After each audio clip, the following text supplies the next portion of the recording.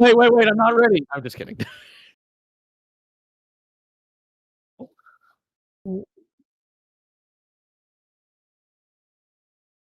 My son asked me to play tag with him before he went to bed, so I decided that I had to do that. So we ran around until he got tired, and it was cute because my daughter also got involved, and she has two forms of running. She either puts her arms behind her back and like waddles like this, or she Naruto runs. That's fantastic.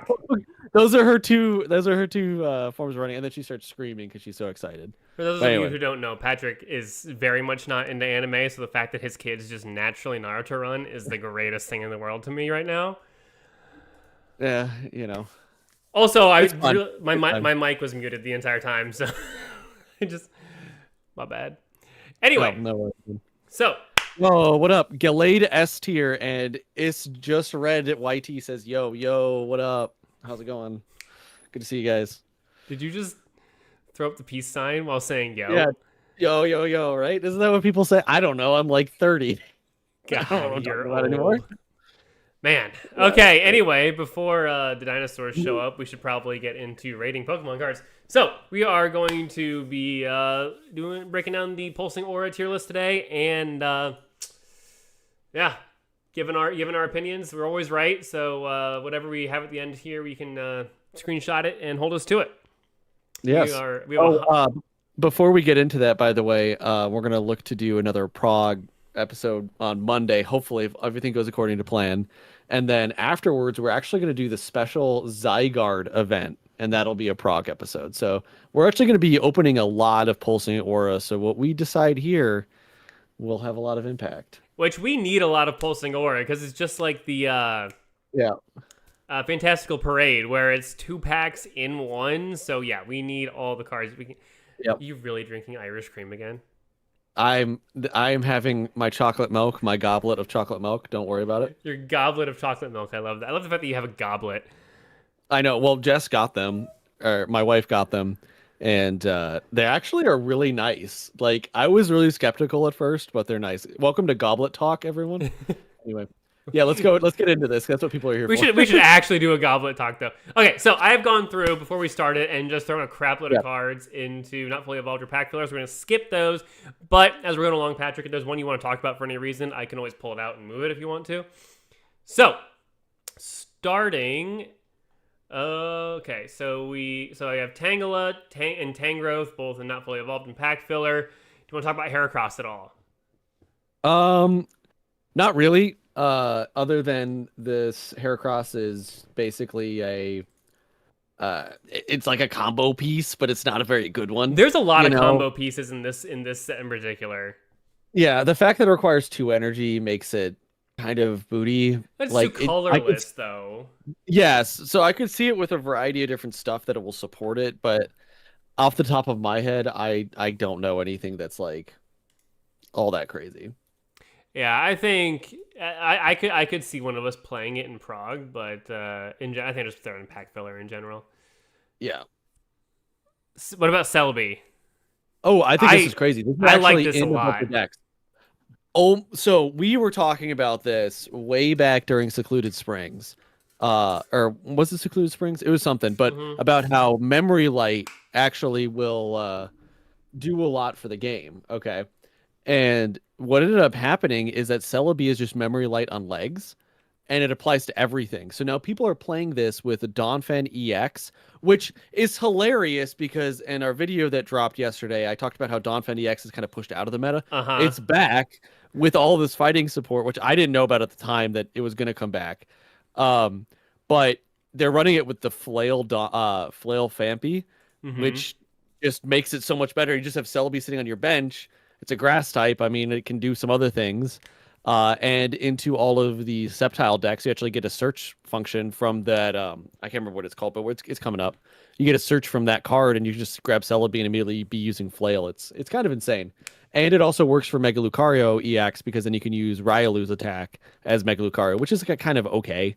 It's an edge case, but it's still usable. I was say, when do you want to do that specifically? I'm curious. Turn 2. So let's say that you go first. Oh, because you don't have your 3 energy, you mean? Well, you don't have even 2 energy. You just have 1 energy, but you're able to evolve and to make a Oh, Lucario, and then I you're able got to you. use Rylu's attack. Yeah. No, So that it's actually like makes sense. it's an edge case. It's nothing that I would say is like, oh crap, we need to be doing this. But overall, it's it's something that you could be doing at least. So Yeah. No, I mean, I think I like it a lot. I love the fact that it can just splash into anything, and yeah, the fact that it's a this is a Pokemon tech is card that I love. yeah. The fact that it's a Pokemon though is a plus and a minus compared to Memory Uh, Light. You can use it.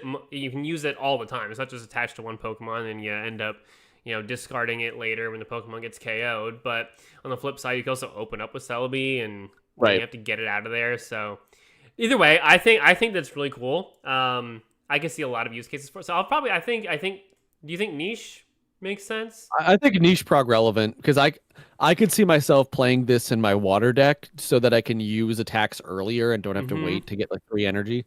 Uh, Like I think there's a couple of different use cases for it. I mean, you could use it in your Hydreigon deck, so then you don't have to burn all of your energy if you just need to do a little bit more damage. that would actually be that's a really good point because I absolutely I hate should donking never have told myself you for this. 30. What's I that? should never have told you this. I hate donking myself for 30 and then burning through 3 energy so I can do 20 damage.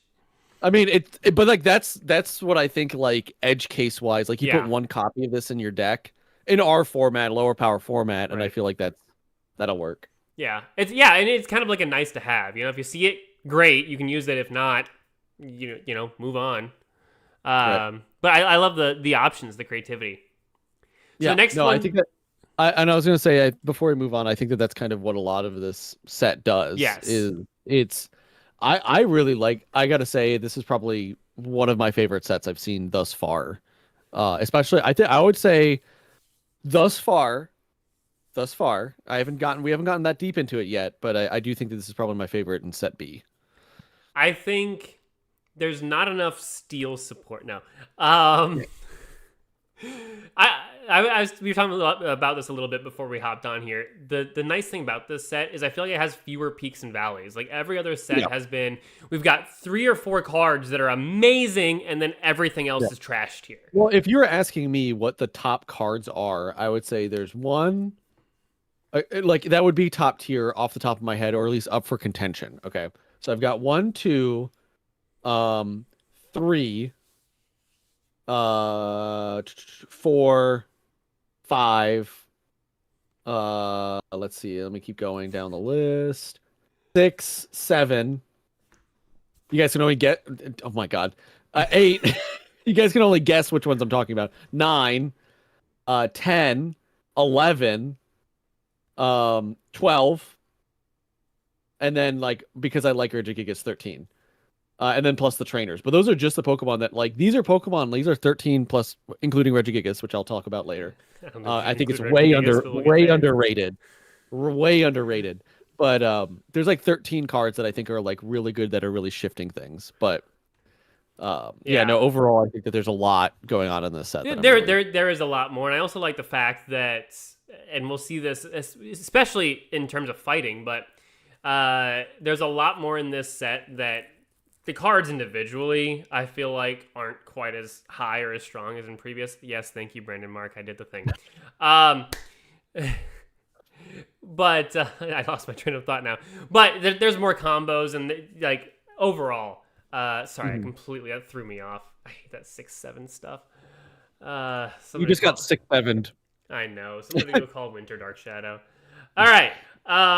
Okay. Next one. I'm skipping Trico. So on to Grovyle. I thought this one would be at least worth giving a nod to. It's a stage 1, Yep. and we go back to the do we play stage 1s or do we not, and just run rare candy? We have a stage 2 Pokemon. But I think that being able to do 50 damage for 2 energy, especially since Grass has access to quick growth extract. It's a quick detour to just start pinging your opponent, and then you can go into some Cyrus plays, which I think is always nice. I just don't see the value add here compared to something like Ivysaur or Charmeleon. I think that if I'm looking at my deck that's being constructed, if I don't have to put Grovyle in it, I'd prefer not to put Grovyle in it. Let me go see. I know Pocket Mads had put out a video. Let me see what does he have in his Grovyle deck, or his His Grovyle deck. Aha! yeah, it's his only Grovyle. No, what he has, yeah, there it It's is. 20 copies of Grovile. Yeah, he's got. Let's see, he has one in there because that's usually what you do. But like, Yeah. But I I mean, might be inclined to run a second fragrant forest or put in like Ogre Pony X. But I mean, that's If I just kind want. of my point is that it goes back to what we've been seeing ever since Mega Rising came out, which is basically just DNA is trying to make it worth it Yeah, to run stage yeah. I ones mean, it's and not stage two terrible. It's not lines. terrible. So, and I always do like bench damage. I'll throw it down here.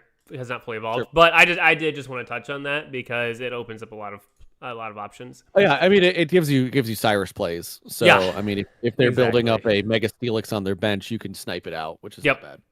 So Or ideally, you hit it when it's still an Onyx and drag it out there. sure, but still, either or, Yeah. I got you. I it gives got you you. a chance. It gives you a chance. All right, I so don't baby particularly like Sceptile. Sceptile. I don't like this. I mean, it's a chance to do 50 more damage, but I think it's really bad for a stage 2.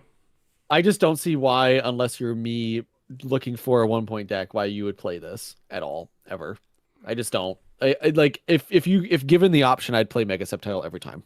Oh, Like there's just 100%. there's so many more reasons to play that. And I'm going to put it bad because, yeah. I mean, if you want something that does something similar to this, but is more consistent, just play Meowscarada. It's got the same HP, it's got the same damage, but it's guaranteed on EXs. Same energy costs, everything.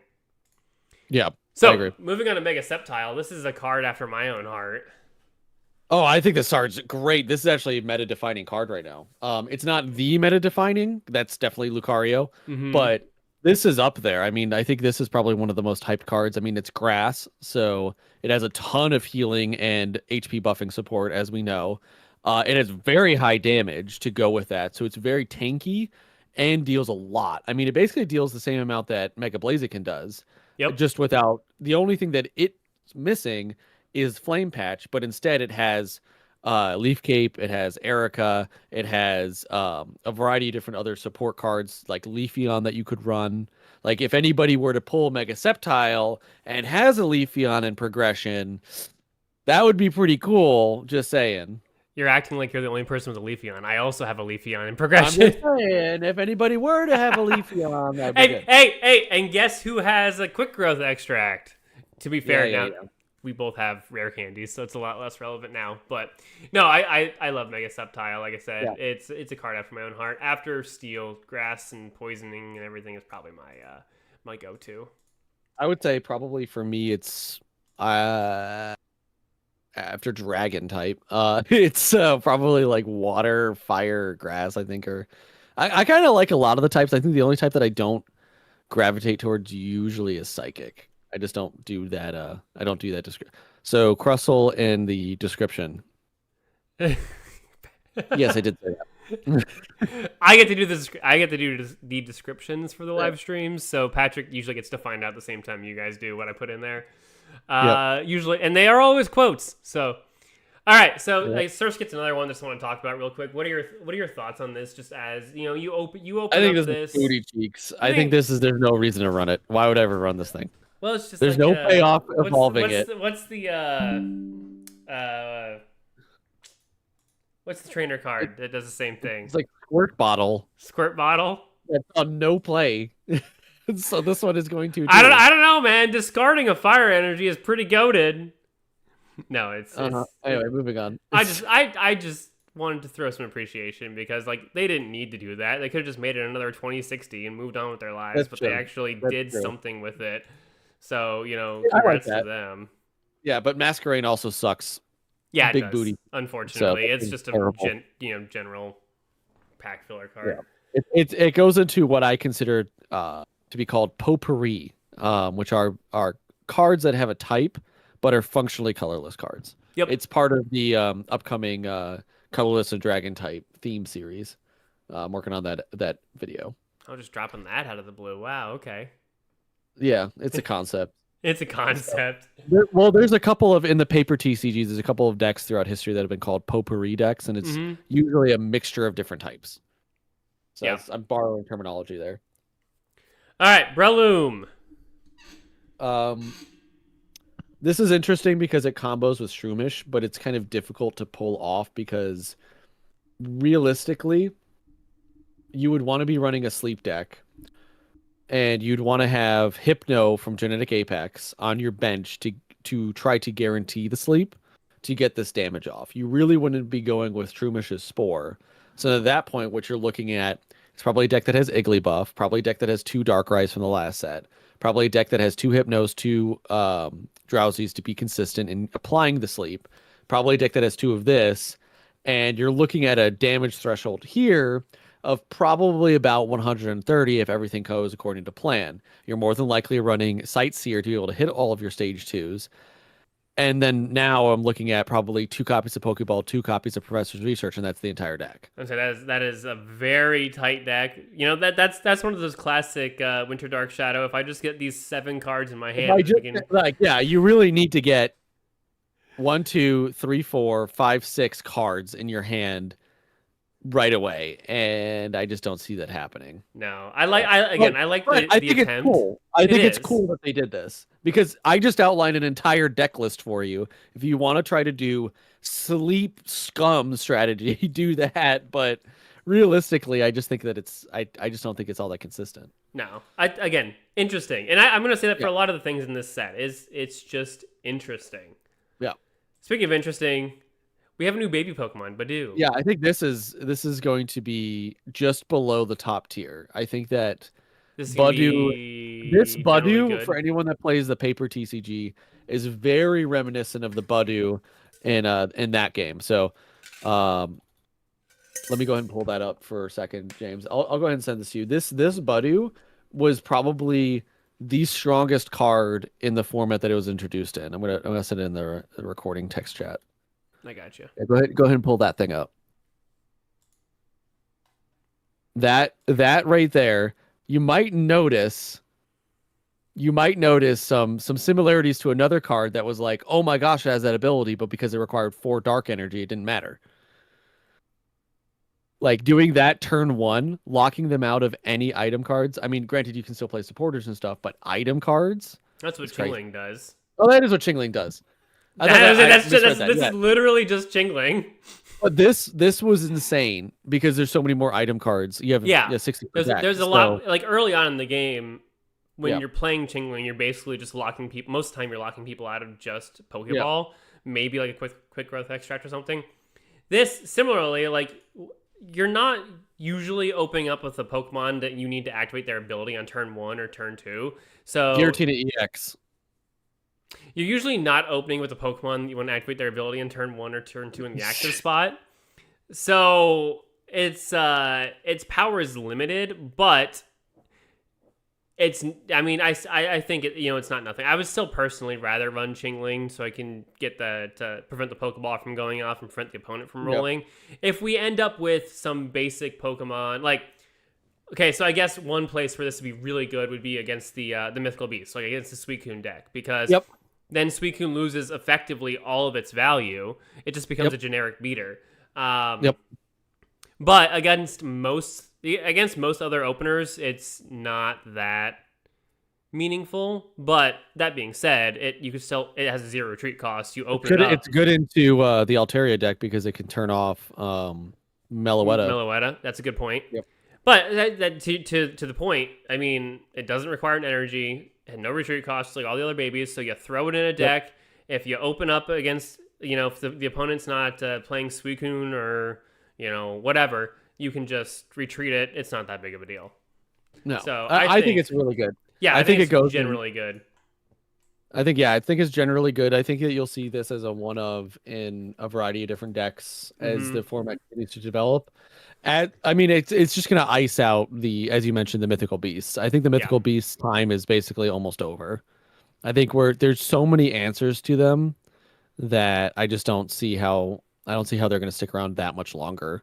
Which is good. This is what you see. Yeah. This is what you want to see in a TCG. The Mythical Beasts are. But the thing is, it's like this isn't just icing them out because it's a better version of them. It's directly counters what the Mythical Beasts do. Yeah, power creep. I think it's just going to happen over time. But I gotta say, I feel like the game has been pretty good about power creep. We're like a year and a half in, and I don't feel like it's gotten that much better than say Shining Revelry.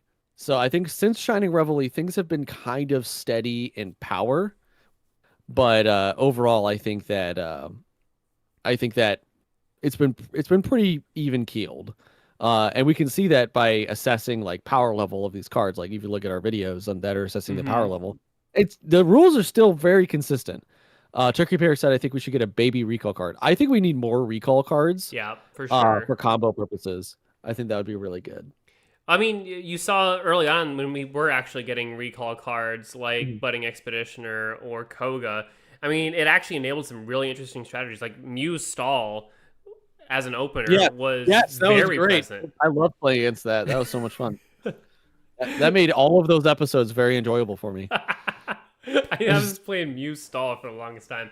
But my point is, and that's probably why they don't do recall cards, by the way. I think the last one we got was Ilma, right? Yeah. Have we gotten any more since then? I don't think so. I think there's some in this set, buddy. Well, I haven't gotten there yet, have I? No.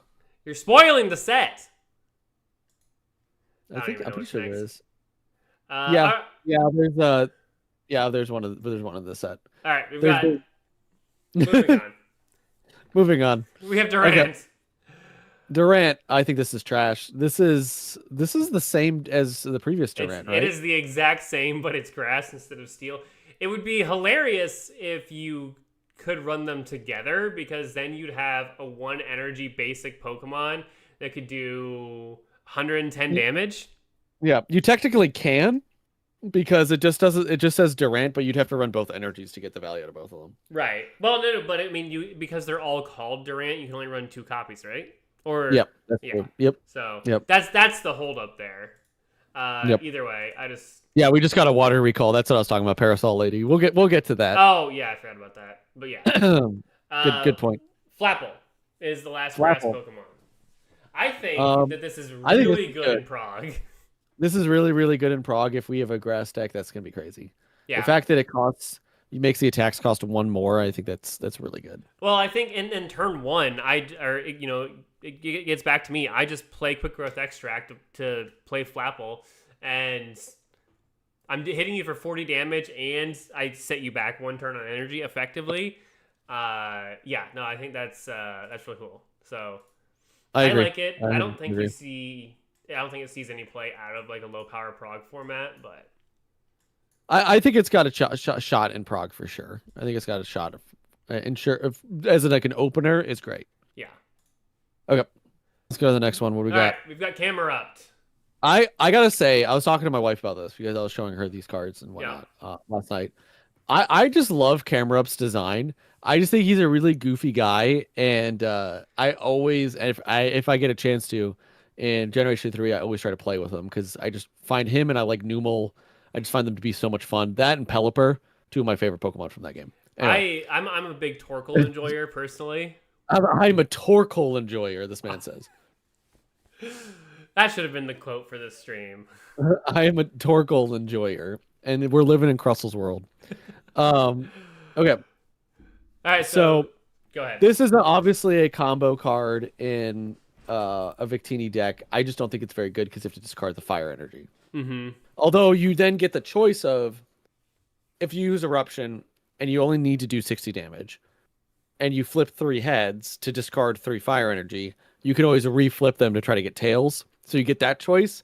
But I'm like, this is just so rough for that. Because at most you could use it like twice if you have 2 flame patches. But I just don't think that it's all that good. And I mean, you're topping out at what, 150 damage? Yeah. I don't know. I mean, I think then if you go for stage 1, right? Like that's fine. That's true. That's true. But the investment, like, and then I always have the question of, do I want to just run Mega Camerupt? Sure, yeah, that's better. I'd rather just run Mega Camerupt. And if we're forcing a 1-point deck, I don't think I'd go with Camerupt over Emboar. Yeah, honestly. Yeah. Or any of the other fire type Pokemon that just straight up benefit from Victini that are in this set, so how would you rate them? Bad? I think bad. I think this is bad. As much as I love Camerupt's design as a Pokemon, I think this card's just bad. Fortunately, we have Mega Camerupt. I think this card's also not that good. For 5 energy, it's gonna be fire. I don't care that it says colorless at the end there. It's going to be a fire energy. 4 energy. Did I say 5? You 4 said energy. 5, yeah. 4 energy to do randomly 160. I know if it's my brother playing this, he's going to hit a baby Pokemon every time. Nah, yeah, and I think that's 160. I mean, yeah, you just either get really lucky or really unlucky with this, and then you get to the point. So honestly, if I'm looking to do bench damage with a Mega Pokemon, I'd rather just go with Mega Slowbro, do the active damage, flip the coins for bench damage, Yep. and yeah, I'm not gonna one hit KO most things, but I'm gonna get spread damage, and I'm gonna be able to go into Cyrus plays, and I'm gonna have a lot more options. It's a lot more flexible, and it takes less energy, and it's also within a type that has inherent ramp, whereas fire doesn't. Or run just Chin Pow EX and you Yeah. do 130 and you get to choose. Like Yep. it's just I just think that there's better options and I feel like this card's underexplored. I gotta say I think the ones that we designed were better. I know that actually the community was split on that. But I think it's just because they wanna make fun of me for designing it. I don't know. I think that Mill is. I'd play Mill all day long. I think Mill is a great strategy and should be played by more people. As long as I'm not playing against them. Right. Okay. Where would you put it? Bad or niche? I think it's bad.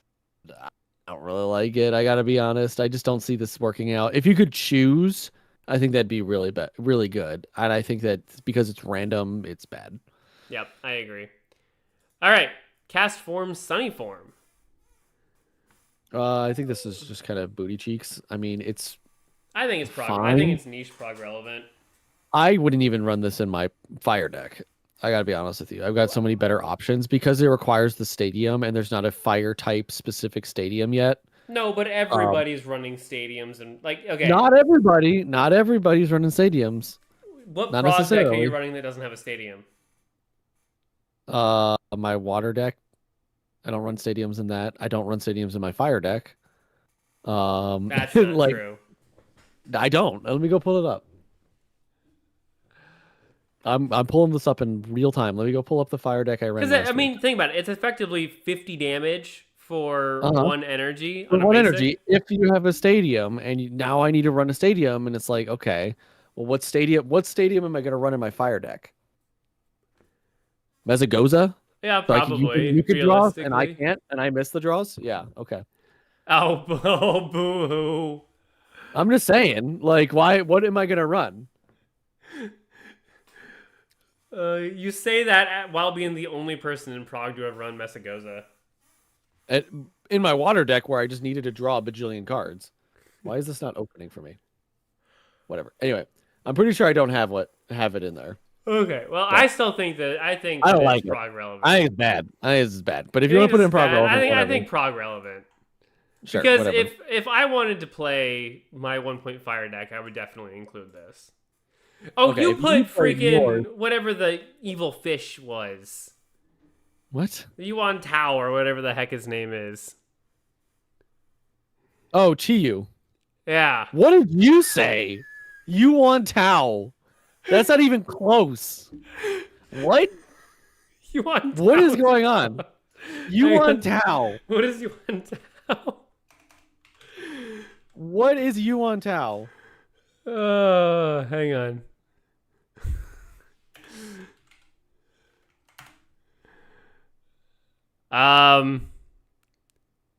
Yeah, Google has no idea. Google has no idea. Okay. This is not real. Who is Yuan Tao? There was a LinkedIn page for Yuan Tao. There's a LinkedIn page for Yuan Tao. Is he a guy? Yeah. Where does he work? I don't. Let's dox this guy. Okay. Now this is what we're doing with the rest of the night. Look it up, Yuan Tao. Hold on. While you're doing that, I'm gonna open up some packs. Let's see what I get. There's 800. Okay, so this person is from Chengzhou, China. Okay, I need you to read more cities in China. Why? The last thing he posted was 5 years ago from Harvard Business Reviews. Many strategies fail because they're not the same as setting strategies. Okay. Hey, check this out. Look at this. I'm opening up some He's cards. fully proficient in German. He's full. Oh, good for Yuan Tao. Newest profile that's gonna sub to us is Yuan Tao, and he's gonna say, "Stop doxing me." Oh, hey James, check my share screen real quick. Your share screen? Oh, Yeah, on yeah, Cloudcam? yeah. No, on Discord on our call. Oh. I lost Discord. I go look at that. I think you can actually like pull it open from the back. I don't think I can do that on the computer though. Oh. I can't do both at the same time. No, it look foolish now. Okay. No, no, turn it off. Turn off those lights. Anyway, Victini. Talk about Victini as we move on from Yuan Tao. Oh no, I can't do it on the computer. But you can like pull open the pack now. Well, that's how From you're the back. supposed to open packs IRL. But it allows you to do that in the app now. It's really cool. That is cool. They changed Wonder Pick, and I don't like it. I like it. I'm much more happy with it. I can just get to know that I got the wrong card right away. Anyway, So it used to be. Victini. Once during your turn, you flip any. If you flip any coins for an attack of one of your fire Pokemon, you may ignore all those coin flips, flipping the coins again. I can read. I think this is mid tier, whatever the mid tier is. Like it says staple something or other. Staple, yeah. Yeah, I think this is pretty good. I think it'll turn on more fire strategy or make them more consistent. Do we have which I that think many is good. coin flips though? Outside of Almost all of the Camera? fire type Pokemon that are in here require coin flips. Well, I mean, outside of this set, Let me look this up. I feel like this is a new mechanic. Not mechanic, but it's A new effect. yeah, Yeah. a new focus, if you will, for fire types. Because I feel like a lot of the coin flipping is usually in like dark and water has Okay, a boatload. So Vulpix, flip a coin. If heads, the defending Pokemon can't attack during your opponent's next turn. That's broken. What the heck? That's a You get- standard smokescreen attack. Everything You get- has that attack. Magmar has You that get attack. Victini. You get Victini plus Vulpix and Ninetales and Celebi, and you just smoke screen out your opponent until you kill them. You do the exact. You don't. But my point is, you don't need Victini for that. You can do the same thing with Will. I guess so. Moltres EX, you could do it. I'm skipping over. Moltres would be a good one. That's a good point. Moltres is actually pretty good. Arcanine, Firefang, you can burn them then. And then there's a bunch of stuff in this set, obviously. Oh, Tepig, Stoke, flip a coin. If heads, take 2 fire energy from energy zone attached to this Pokemon. That's That is crazy. in this set. That is the next card in this set. Yeah, but that's cool. Oh my god. Fine. We're moving to Tepig. Thoughts on Tepig? I think it's pretty good. Moving on. I think Because it's you pretty freaking good. ruined it for everybody. I think it's a good card, James. This is the first time seeing of this Pokemon. Oh no, I almost moved Shroomish into the higher category. Oh my gosh. No, I think this is pretty good. I think it's however good it is depends on Embor, and I actually quite like Embor, especially with Victini. for each fire energy, it can go infinite. Yeah, just straight on Super Saiyan right here. Yep, I think that's pretty good. So I like it actually a lot. I think I'm gonna put it up here in staple. I think they all kind of go together, right? You know, Victini, Yeah. Embor, Tepig. So. Because you can still use Victini's effect for Embor's attack. So. Yeah, well, and I think I'd love running this. Like, as a 1 point, I could run, like, one and line base of... Embor does 130 if you get all heads. Right. So. Well, you run Embor, you run Victini, and then I also run my Skeledirge line, which That's goes true. up by another 50, so I'm doing 180 on a 1 point. That's pretty good. potentially. That's pretty good. Yeah, that's pretty good, yeah. So... All right, next All up, right. Darmanitan. I think this is booty cheeks. We can move on. Every Darmanitan is booty cheeks. Yeah, they'll never make a good Darmanitan. I was saying this too, and we'll get there, but they're never going to make a good Darmanitan. They're never going to make a good Beware. They're never going to make a good Ursaring. Nope. I like Ursaring. Never. I like Ursaluna. And I like Ursaring too, I gotta say. Ursaring is actually pretty cool. All right, Volcarona is the last one in the fire type. I think this is kind of booty cheeks. This is basically just Grovyle with more HP. I mean, yeah, because it only has more HP because it's the final in the evolutionary line. I think it's That's a permanent. fine. Like, again, I could see scenarios in which it would be run, but Yeah. they're all low power prog formats, and even our prog format has gone beyond that at this point. Yep. Polytoad, getting into water. Polytoad. I think this is booty cheeks. I think I this is completely way agree. worse. I hate cards that are like, Yeah. oh, If it evolved this turn. yeah, okay, so I get the effect exactly one time, then it turns into a dog water card. Like, come on. Yeah. No, I just don't think that that's very good. I just don't think that it's very Are good. you laughing at me? Yes.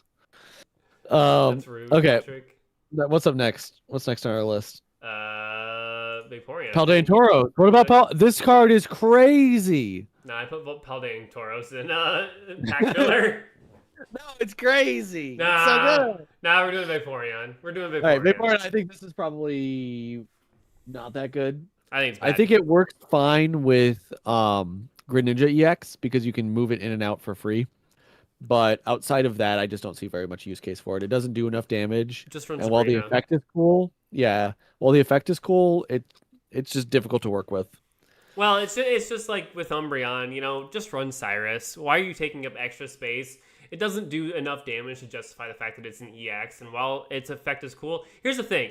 My favorite use case for Sabrina is like turn 1, opponent puts an energy on their active Pokemon, immediately Sabrina them to force them to bring out something and put them behind a turn. By the time Vaporeon EX is out there, best case scenario, you're doing it 1 turn later than I would be playing Sabrina, so you're getting some value out of it.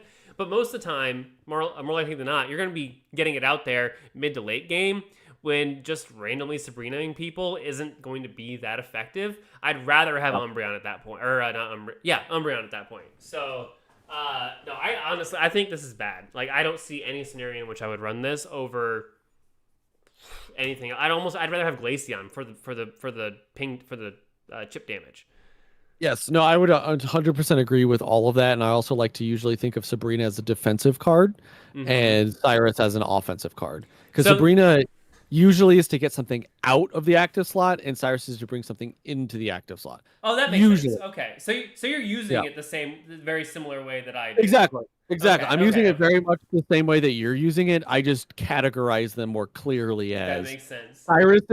Cyrus is I want to kill that card. Yep. And Sabrina is I do not want you to hit me with that card. So you use it versus you say offensive versus defensive. I say it, kind of like an early game versus late game. Yeah, Sure. exactly. I use Sabrina to your point more as a stun card. Yeah. Yeah. Anyway, so I actually talk more about that later. Yeah, you're bad. Sorry, Vaporeon. What is next? Quagsire, I think. Quagsire. Yes. Quagsire, I think, is kind of booty cheeks because this is just copying the theme of our last set. Yeah, I think you could theoretically run this with Manaphy. Or not Manaphy, Mantike in a fighting deck. But why? Like, why not just have it be a fighting type Pokemon where it says if you have any water energy attached, because then it could benefit. It could then benefit from all the support that comes out in the set. The fact that it's water means that it doesn't. It benefits from the water type support. Well, I was gonna say this. Why are you doing that? You could run Quagsire as your wall while you build up. Sure, but then now I've got Wooper out there doing jack all. Well, this Wooper is garbage. I mean, you would run a different Wooper for sure. Is there a different Wooper? There's tons of Woopers. There's a lot of Paldean Woopers. There are a lot of Paldean. Okay, there's a Rain Splash Wooper, which is not much better. Hang on. I think that's it. And then there's Paldean. Gotta be more, right? Nope, oh no, there's only one other. Why do we have so many Paldean Woopers? This is arguably the better Wooper. You're right. This is inarguably, and it's still Wooper. Terrible. Wow, I thought we had at least like 4 Woopers. Oh, there's another Wooper you could run. No, there isn't. Oh, don't mock me. What do you want to rank Quagsire? I think it's bad. I think it's terrible. Like, they should have just made it a fight. Vaporeon. I'm gonna move it above Vaporeon EX. Nah, this is a better report. But you know what? Be like that. I'm gonna get water. You can talk about rainy form, cast form, and snowy rainy form, cast form. So this card is insane. Okay. I just say that as James is walking away so you can hear it. Um, this card is absolute booty cheeks. Why am I playing a cast form? Again, we get back to the stadium card being in play. That's a requirement. What stadium am I playing with water type? There isn't one that works with water type yet. I do think that they will eventually give us something for all the different types. Because so far we've gotten psychic, fighting, and grass specifically. You can play But Hydroelectric Dam. I just think that that's in our own set. Ah, darn. That's not real yet. Hey, DNA, call me. Uh, um, but I'll design all of your future sets. Don't worry. I'm crazy with this. I'm crazy. But yeah, no, I just don't see any reason why you would want the heal on this Pokemon, considering its HP is only 70. I'd rather have the damage. 2 attacks max. Yeah, I'd rather have the damage from Sunny form than the healing for Rainy form. I don't even know what's on Snowy form. Yep. This is arguably better than Rainy form. This is worse. Oh, I think this is better than Rainy form, worse than Sunny form. Yes, I think Sunny form is the best out of the ones we've seen so far. And they're all bad, according to you. It's not the best overall, but it's these are terrible. Oh, hey, I think I found one of the. I think we're missing Snowy form. That's what we're missing. Is that we're missing? Good. Well, it's bad anyway. We don't need it. All right. You know what? It was probably not downloading because you had them all named all the same thing. I don't choose the names, Chief. I'm just saying. I think we're on to Regice next. Okay, Regice. I think the other Regice is better. I do not think that the Reflect Energy is good because this is just moving energy off of Regice. Yeah. Now, granted, it can combo with Parasol Lady. I understand this. But you are not running Regice, Registeel, and Regirock with Regigigas. Why would you do this? This is a terrible idea. So you did not run this card in the deck that it's supposed to be in. This is a bad card. I've seen so much discourse about Regigigas on Reddit, which is where I get all my ideas. Thank you, Reddit. It's dangerous. And, well, for video ideas, to clarify. But yeah, I just think this is a terrible card. I go ahead. You can go pull up the other Regice. It is unaffected by other effects, and it only does 50 damage for 2 energy. It's great. Yeah, I ran this Regice for the longest time. I ran this Regice. I ran this Regice. I ran this Regice. I'm Spartacus. It's my horse. Anyway, this card is way better. I would much rather run this card. I honestly just rather run this card if I'm going to run all the Reggies too. But that's just me. All right, we put it in bad. You heard Patrick here. All right. I skipped Beartic. Drizzle is the next one. I just didn't know if you had any thoughts about the ping damage when it evolves. So this is actually interesting because this is basically Crobat and Golbat from Neo's format, and I liked that format, so I find this to be very interesting. I just don't think that it's all that good. I don't know. True, like why would you run all the Reggies? So I'm saying you can just run a Lowland Muck and it does the same thing. I like a Lowland Muck. A Lowland Muck? No, I like. Unironically, that is how you run Regigigas. Which get Drizzile out of here. Let's go talk about Regigigas. All right. Where's Regigigas? Bring me the Regigigas. This card is so undervalued. 150 HP, basic, 3 energy of any type, deals 100 damage, and you can just energize your backline. This is crazy. You run it with Rayquaza EX, bunch of babies, and a Alolan Muck. And the Alolan Muck, what it reads is it turns off all abilities of all basic Pokemon, including Regigigas. So this Seal of Antiquity, nobody cares. You're just sitting there with a 150 HP body, turn 2 or turn 3, depending on your babies, and you're just blasting these people. You put what's it called? Ilima in your deck, so you could pick this guy up and bring in Rayquaza EX and just start blasting because this thing's also ramping Rayquaza EX. This is a crazy card. I don't That is understand. really smart. I did not think about I that. I don't understand why people are shitting on this card, talking trash about this card. This card's actually kind of insane.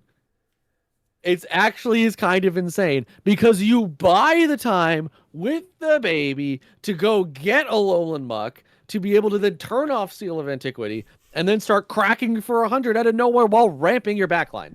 Like this is just like if you took Orthworm, made it so it's like you can't do anything until turn 3 with it, and then just beefed it up with steroids. This is crazy.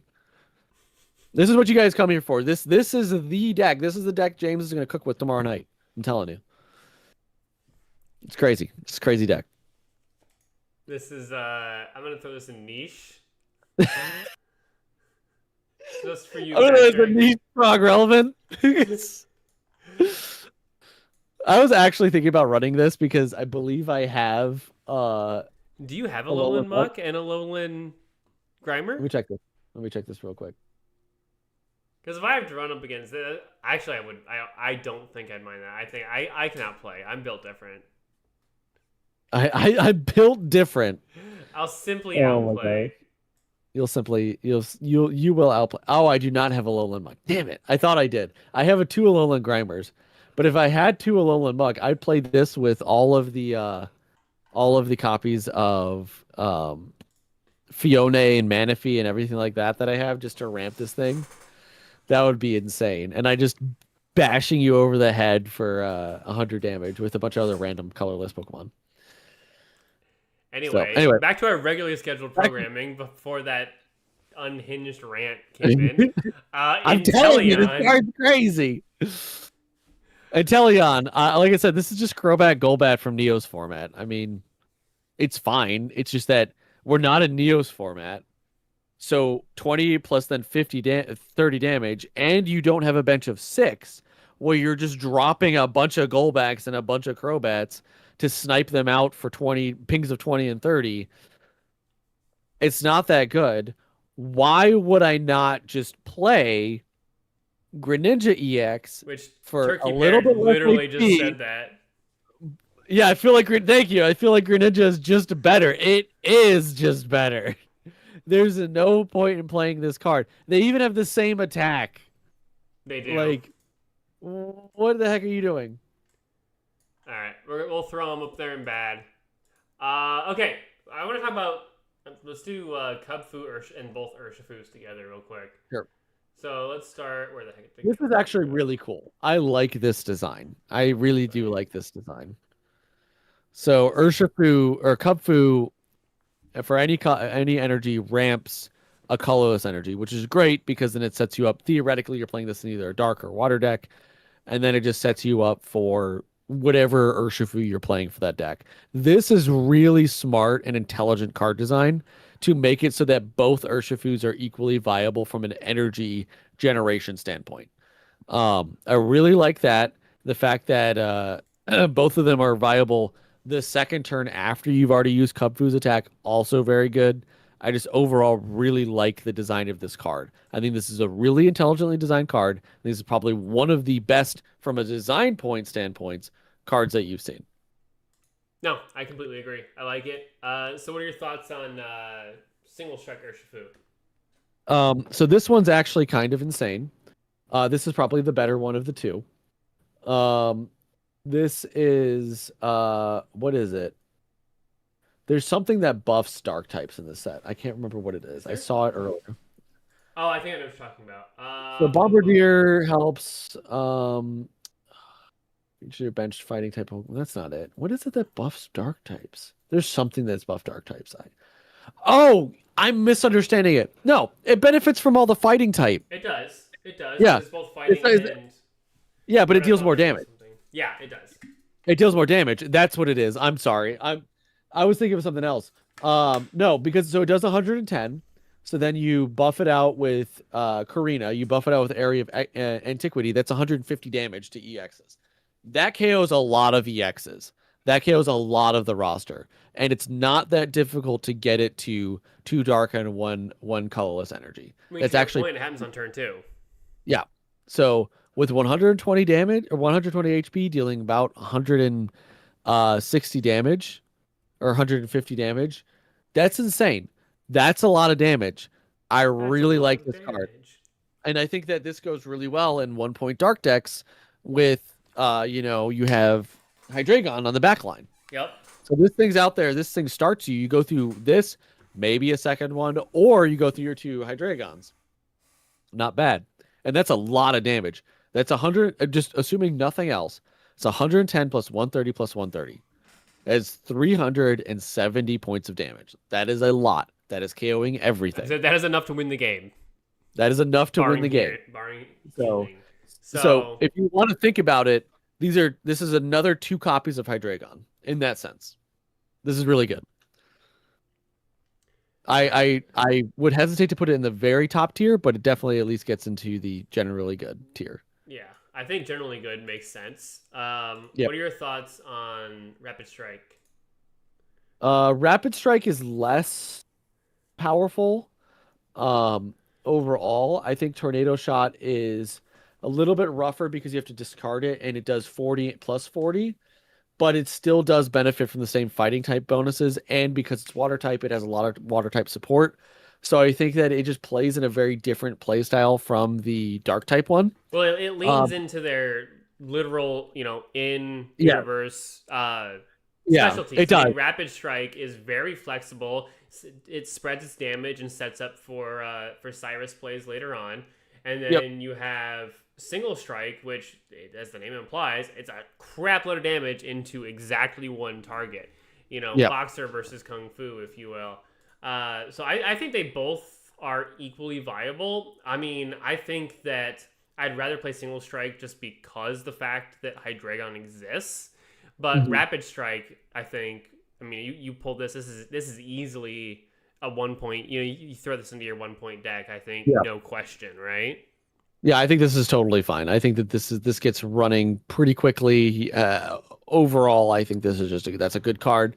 I just personally would put it behind the previous one. Well, I think maybe put it down one tier into staple. Yeah, I think that's fine. I could see it being a mid tier card, if you will. I feel like that's fine. All right, moving on. I think we go straight to Magnezone EX. Yeah, this actually is crazy. This is like really good. I want to play with this card. You like this one? Yeah, I think this is really good. Okay, I think this is because I don't like this. Just play it over the current Magnezone, like the regular Magnezone. Well, yeah, okay, yeah, fair. But I think if I'm playing an electric type deck, I would probably rather just stick with Manectric and Bellibolt, right? That's where my brain goes initially. Well, right now there's a lot of support for the Magnezone line through things like Clement. what's the guy's name? Clement, yeah, Clement, Magneton, self ramp. So just a lot of additional energy generation. So the decks that I'm usually playing right now are actually Manectric plus Magnezone decks. And all I'm doing is swapping out the regular Magnezone for Magnezone EX. It just increases your damage ceiling by 40 for every attack. And because this thing ramps itself, you don't have to worry about it. You can get whatever it is. If it's Bellibolt, you get Bellibolt. If it's Manectric, you get Manectric online. And then this thing's just ready to go, and it's just a huge chunk of damage.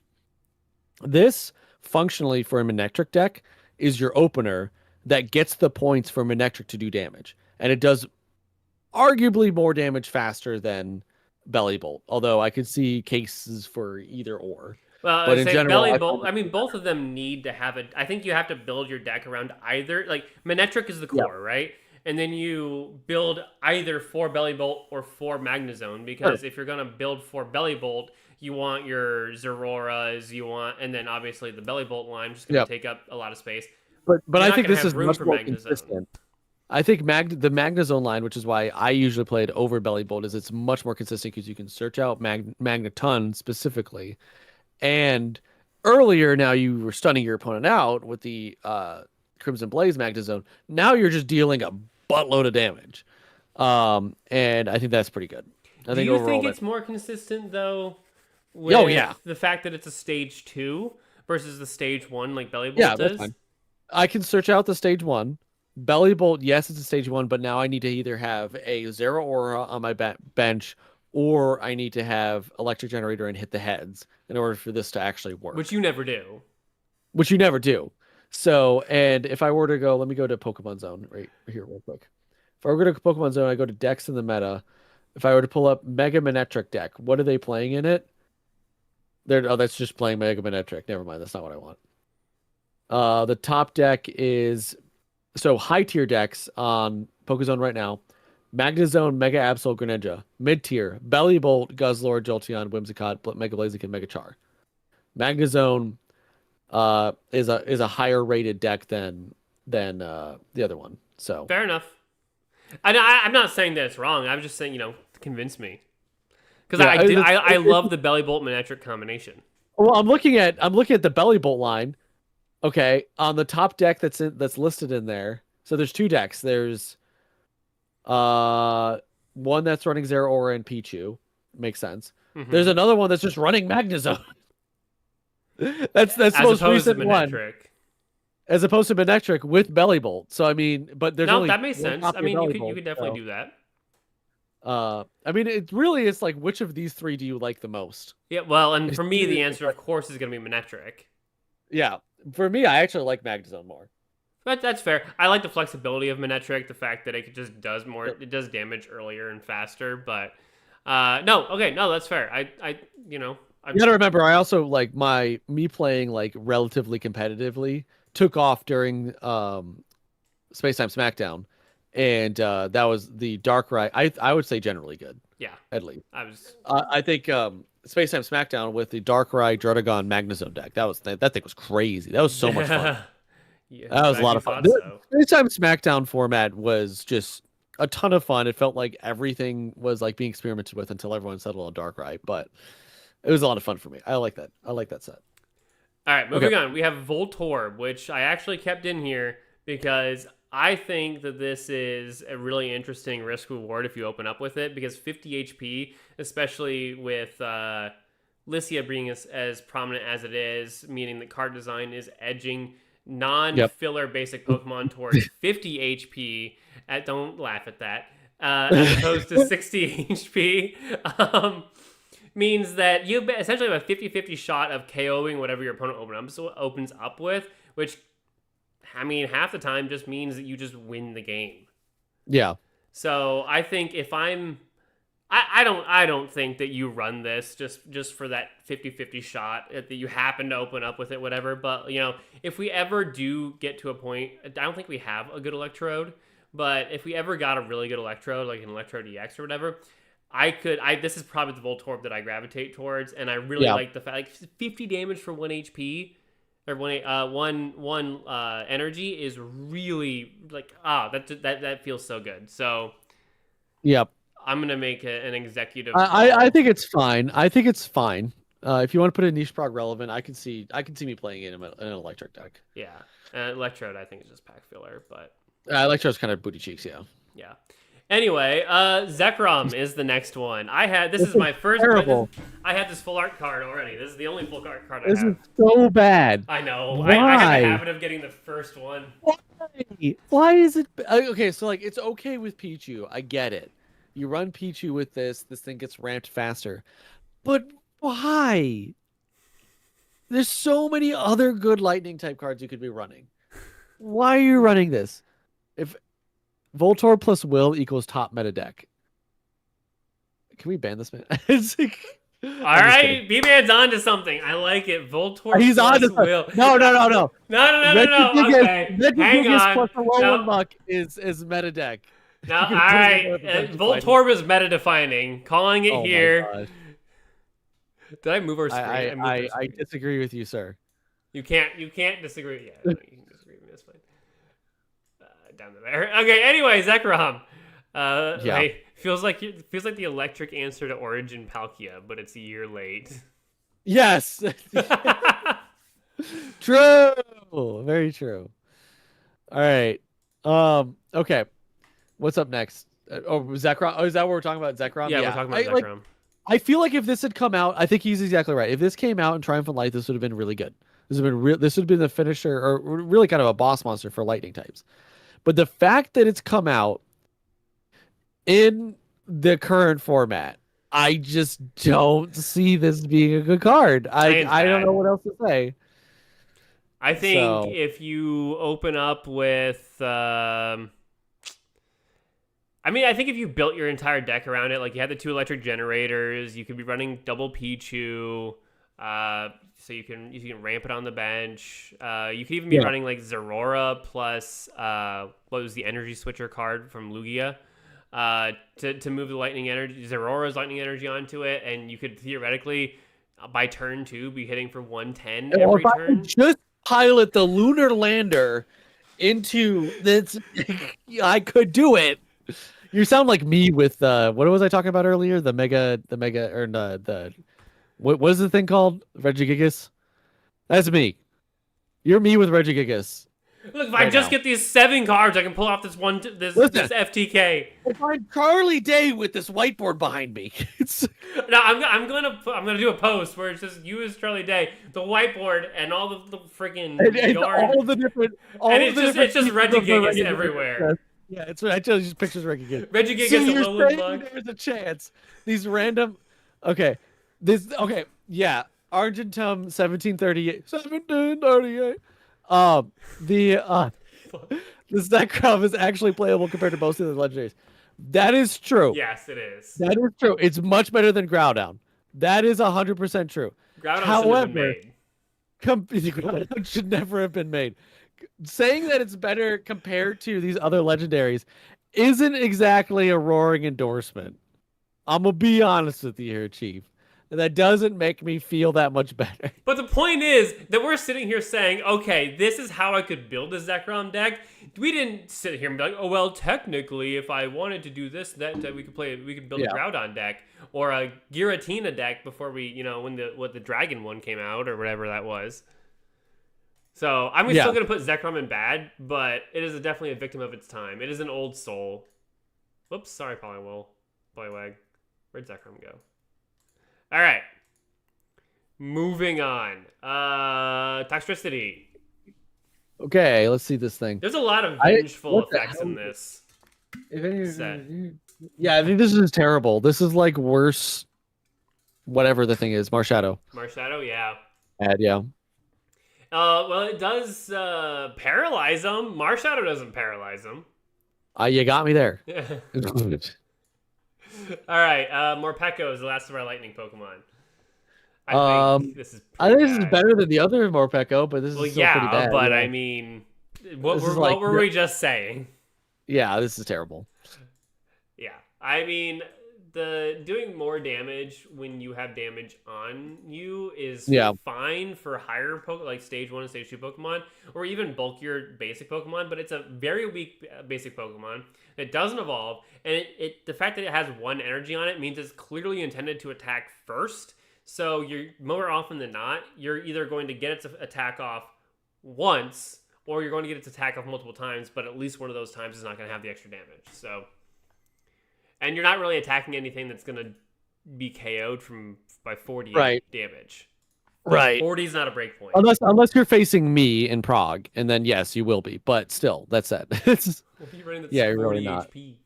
My Chinchou? All right. Yeah. No. If you're facing me, not me facing you. Oh, I got you. All right, Meowstic. What are your thoughts? I think where's Meowstic? There it is. This is like actually kind of interesting. Yeah. Like this is actually interesting, and there's a lot of synergy with confusion. This is a good stun strategy. Yeah. I just don't know how good it is. And the fact that it has required 1 energy, like there's potential here for sure, but it's not like super obvious potential. You know what I mean? All right, so here's what you do. We run that Rionculus deck with infinite energy that we talked about from a while back, and you get to stall out so you can keep ramping it with Mega Gardevoir by using Meowstic's confusion effect. So you're constantly doing damage with Mega Gardevoir, which is ramping the Rionculus, and you're stunning the opponent with Meowstic. Boom. 16 card combo. If you just pilot the lunar lander, then you'll be crazy. That's what I'm hearing. Look, Am I hearing this? I'm going to put it in niche. I think niche is fair. Okay. I'll put it right there. Not that we actually rank them within. Diancie. I think this is pretty terrible. Oh, come on. You're healing like 80 damage a turn, bro. I Yeah, think spread the out only amongst like thing multiple Pokemon. This is booty cheeks. And the if only you, thing it's good with is Bramble Gas, but I was Bramble about to Gas, say if you wanted if Bramble Gas is good with other stuff. I know, I was gonna say if you wanted to play devil's advocate, you play it with Bramble Gas, so you're always healing Bramble Gas for 2/3 of the damage you're putting on it. But yeah, no, I agree. Just in general, I mean, it's the problem is it's on an attack. If it wasn't on an attack, I think it's goated. If it's an ability, Yeah, no, I would agree with that as well. I just don't think that again that this is all that good. yeah. All right, Oricorio, which this Okay. goes with Yeah, this goes with the what's the other one? Meowstic. Which Meowstic, yeah. actually, the fact that they're psychic is good because you can combine these with the Plaza thing, that gives them Mm-hmm. free retreat costs. You could bring them Yep. in and out. But You don't even have to do that with Meowstic because it's just an ability. right. But my question is that still like good? I mean, I Like, think is you that just a put it thing? in niche. I mean, it's another like is Soul Shot good? Okay. Like Yes, it's no. amazing. Just not the deck I run because I don't have all the pieces for it. Well, your version of Soul Shot sucks. No, thanks, man. This guy is talking like he saw the most recent episode of Prague. I love this actor. Yeah, All I'm sure you right, do. Hatterene. Again, Okay. if your opponent's Pokemon is confused, That's true. I didn't think about that. If my opponent's Pokemon is confused, I could do things. I don't like this one as much just because it's 2 energy for on a stage 2. If it weren't a stage 2, but Yeah. like Oricore's a stage 1 for 1 energy, it plays into the gimmick. Hatterene, I think, is too much investment. Unless I you're would like, agree with that. unless you're leaning 100% into this confusion stun, which you could. I don't think. I mean, if you want to, be But like, degenerate, but there's so much you'd have to really be doing with that I would hesitate with this one. Hatchrim can also. Oh yeah, Hatchrim can confuse. yeah, Can it Hatchrim can. confuse? Hatchrim can confuse. Yeah, Okay. it's just I Maybe just have to that's pull it up better. because it's not. Maybe that's better. Maybe that's better. Maybe that's better. You think so? Hello. Oh, you're bringing me something? Oh, thank you. More chocolate Don't worry, milk. everyone. More chocolate milk. Can I trade you? Where'd you go? There you go. There you go. we have a guest. Let her speak. Yeah. Hey, you. What do you think about Hatchrim? Do you think it's worth it? She just laughed and walked away. All right, Brambleghast. I like Brambleghast. I think because it's Oh, you can see her on the camera too. Hey, yeah. Oh no, I was trying to avoid that. I looked at you. Look beautiful. Don't lie to yourself. It's not as bad as my wife coming charging in here last Yeah, month and screaming. she didn't run in and yell at me for shaving what little hair I have. Anyway. Hair. Anyway, me. I'm talking about me, dog. No, I know. I'm just. Anyway. Brambleghast. Anyway, so Bramblegast over here. This guy I think is cool. He's like a worse Dusknoir because it's only once per turn. It's only maximum of 30 damage. See, you think Dusknoir? I immediately went back to Alakazam. From base set. From base set, yeah. We need to do that history again. That I was know. a lot of... We just need to do like one history every month or two or something. Yeah, that'd be fun. It's just like if I can get videos out because for the last like month I've been like so busy I haven't been able to. Yeah. And then I get like 3 videos out in 2 days. So anyway, Man's a machine. Yeah. So yeah, I think he's fine. I think in our format he's like niche prog relevant because I could run him in my deck, but like, yeah. I mean, it's thing. clearly balanced on only being able to do it 3 times, but if you were a water type, with all the healing that water or grass has, that'd be insane. Like I would agree with that. Yeah, just throw a leaf cape on it and just a couple of Ericas, But that being said, I think it's got some. I think it's got some merit to it. It's just that it'd be really cool is if you. Not unless you tell me. Thanks. If you could have this ability in addition to its normal ability on Ryunculus, because you just have infinite health from all the energy stacking. Yeah, I would agree with that. All right. Next one we have is Red Rock. This is terrible. Just throw it in bed and let's move on. You don't want to completely dissect Regirock here? No, Oh, no, not at all. I have no interest in that. This thing is terrible. Does anybody chat? Anybody want to talk about it? No? Nope. All Nope. right, Moving moving on. on. All right. Bonsley and Bonsley's butthole, apparently. Yeah. This is the butthole card. This is Bonsley's has ass out. I mean, it's butt out. This is the counterpart to the quick growth extract. I can't wait to get that part clipped. But yeah, this is a terrible attack. This is like one of the worst babies we've had, besides like squishy healing from the Cleffa or whatever it is. Yeah, I mean, all it does, it like you put a baby out there with the intent of stalling. Stalling? What? Yeah, right? Like, No. congratulations, you're taking up 5 to 10% of your deck with a card that's designed to just do tiny bits of chip damage and die slower. Right, exactly. Why am I doing this is my number one question. Yeah. I just don't see the point. I do not see the point. The point is that it's bad. Moving on.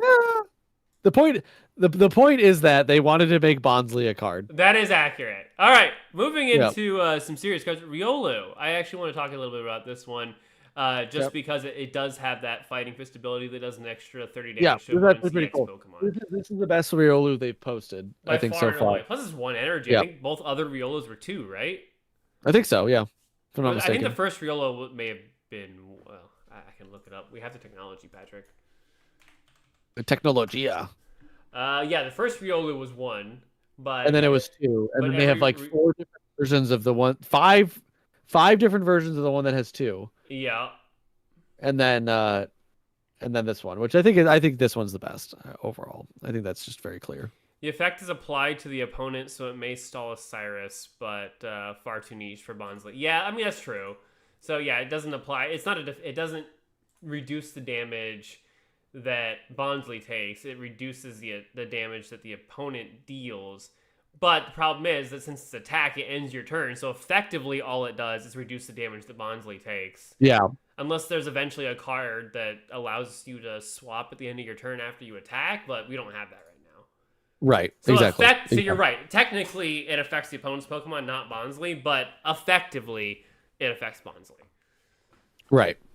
No, I agree with that. All right, no, I think Riolu is this is definitely our best Riolu, and to our point earlier, being able to memory light it or use Celebi. I think I'm gonna put him in stable just because he's pretty good, but the real star of the show here is going to be Mega Lucario. Yes, I agree with that.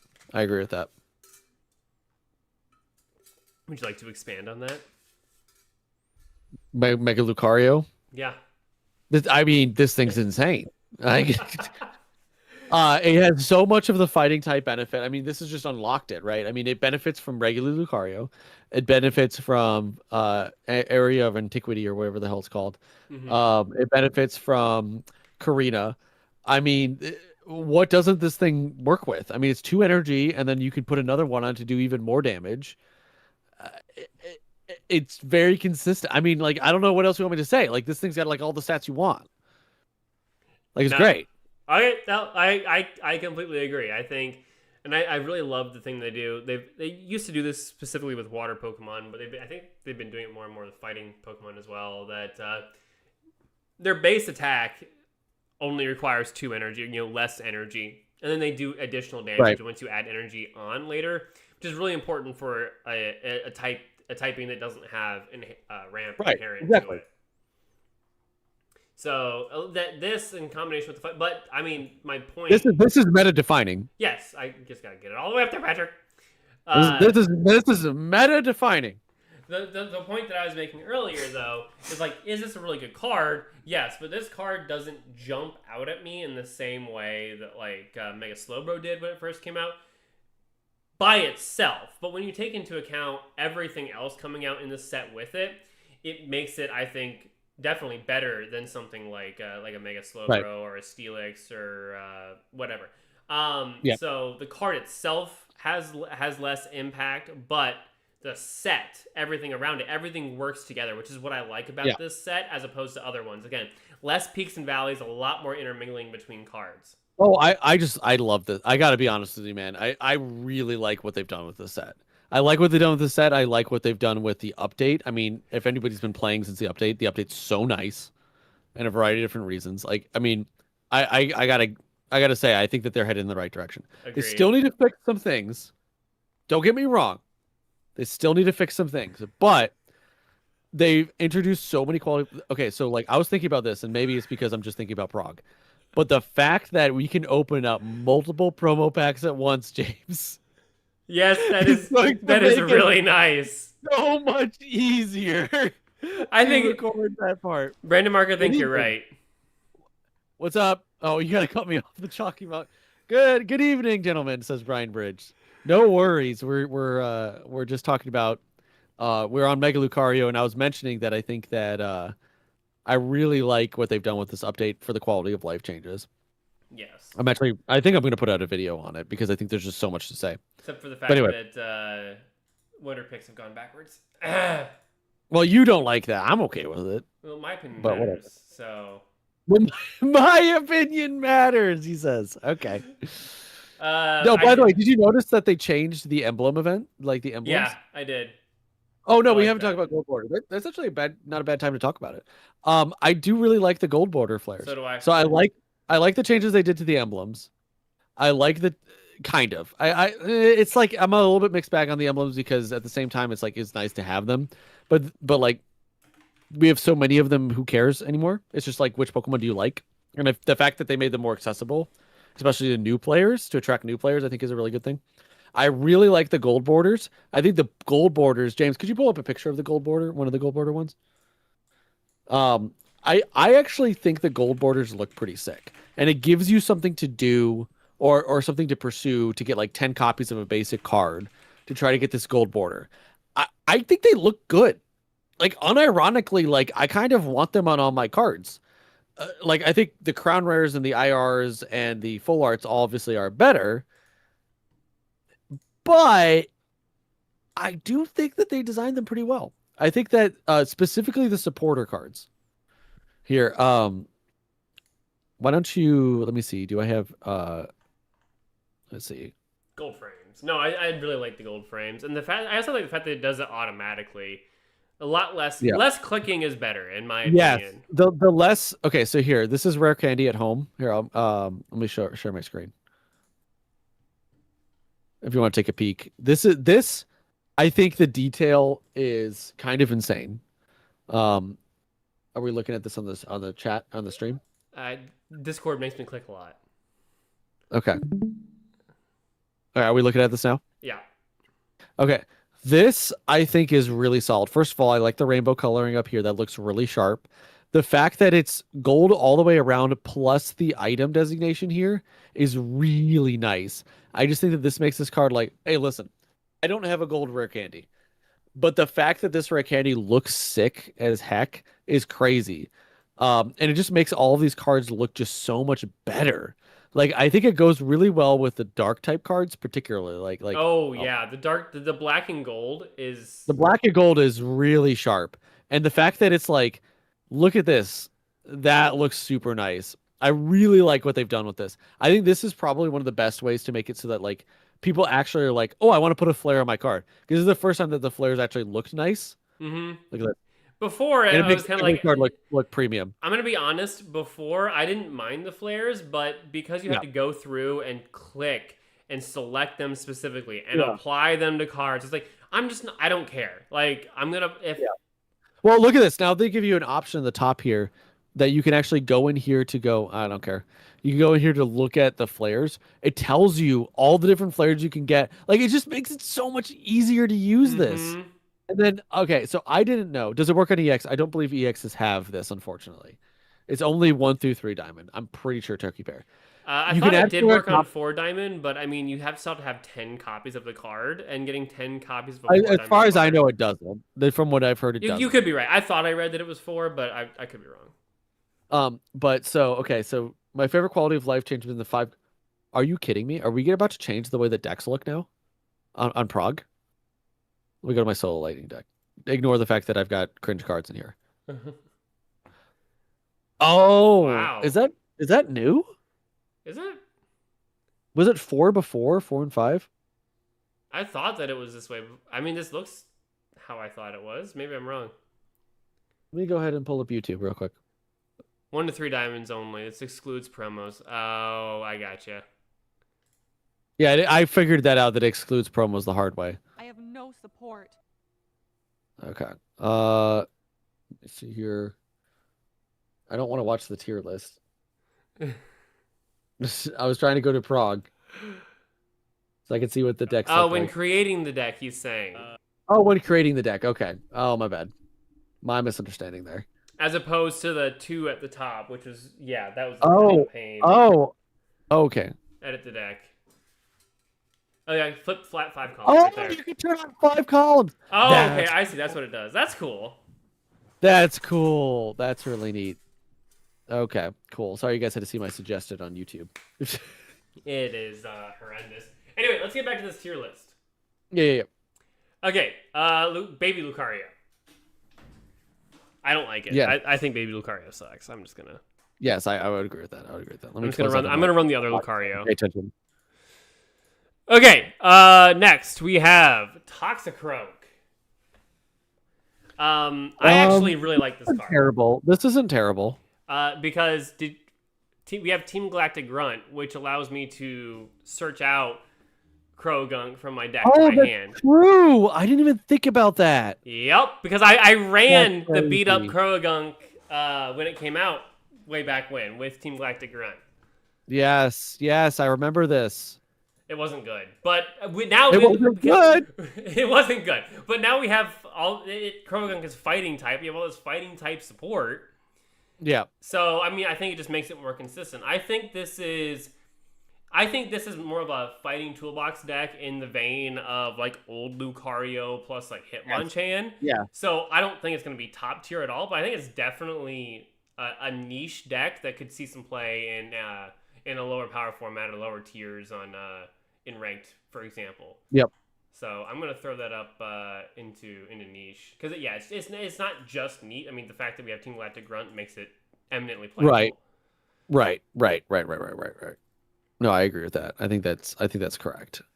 All right, Gallade. Another stadium. Yeah, that's true. It is another stadium. I don't like this. No, I can't say that I do It's a either. stage 2. It only does 70 damage. I mean, yeah, you just run a stadium and attacks on curve. Congratulations, but it's still fighting. It works with the new stadium card, the arena of antiquity or whatever. So it's actually doing what 160 as a 1 point stage 2. So like that's not terrible, but I don't know if I would play this card. Like I don't even know if I'd play this card in Prague. I don't considering know. what else I have access to. To be honest, though, I would probably, if I'm gonna do something like that, I'd rather play like Tyrantrum. Yeah. Or Rampardos. You know, there's a variety of other things I would rather play, more than likely. So I mean, I think it's bad. That's probably where I would put it, just because we have so many better options. Like comparatively speaking, it's bad. It's not a bad card design, but comparatively. No, speaking, I think if this card had come out, like at an earlier set, I think it would have been really good. Exactly. But I think the fact that it didn't, I think is hurting it a lot. Agreed. All right, so Turkey Parrot, 160 for 1 fighting any baby generator against an EX. True, I didn't think the fact that you can use babies to generate energy on this thing, and that's actually not bad. Let's hey Turkey Parrot, tomorrow we may do a James battling chat, so if you want to show up and whoop him with that, feel free. We'll see. It depends on how long Prague takes. It depends. Yeah, we're recording Prague tomorrow too, so we'll see how that goes. But yeah. All right. I'd like to see you lose to whatever the thing is, Gallade. Yeah. So throw. Otherwise, we'll do it. We'll do it another night for sure. Yeah, I think this is terrible. Yeah, 3 fighting energy. That's pretty rough. Yeah. I absolutely hate this, and we'll just talk about Sock while we're here. Sock I hate less because it's only 1 energy, and it damage isn't affected by effects. So again, I always think back to like Mega Steelix, but again, at only 30 energy, like why are you? What are you gonna run this specifically to circumvent Mega Steelix, except for the fact that Mega Steelix 1-hit KOs it in return? So congratulations, you managed to do 30 damage. Yeah, you're dead.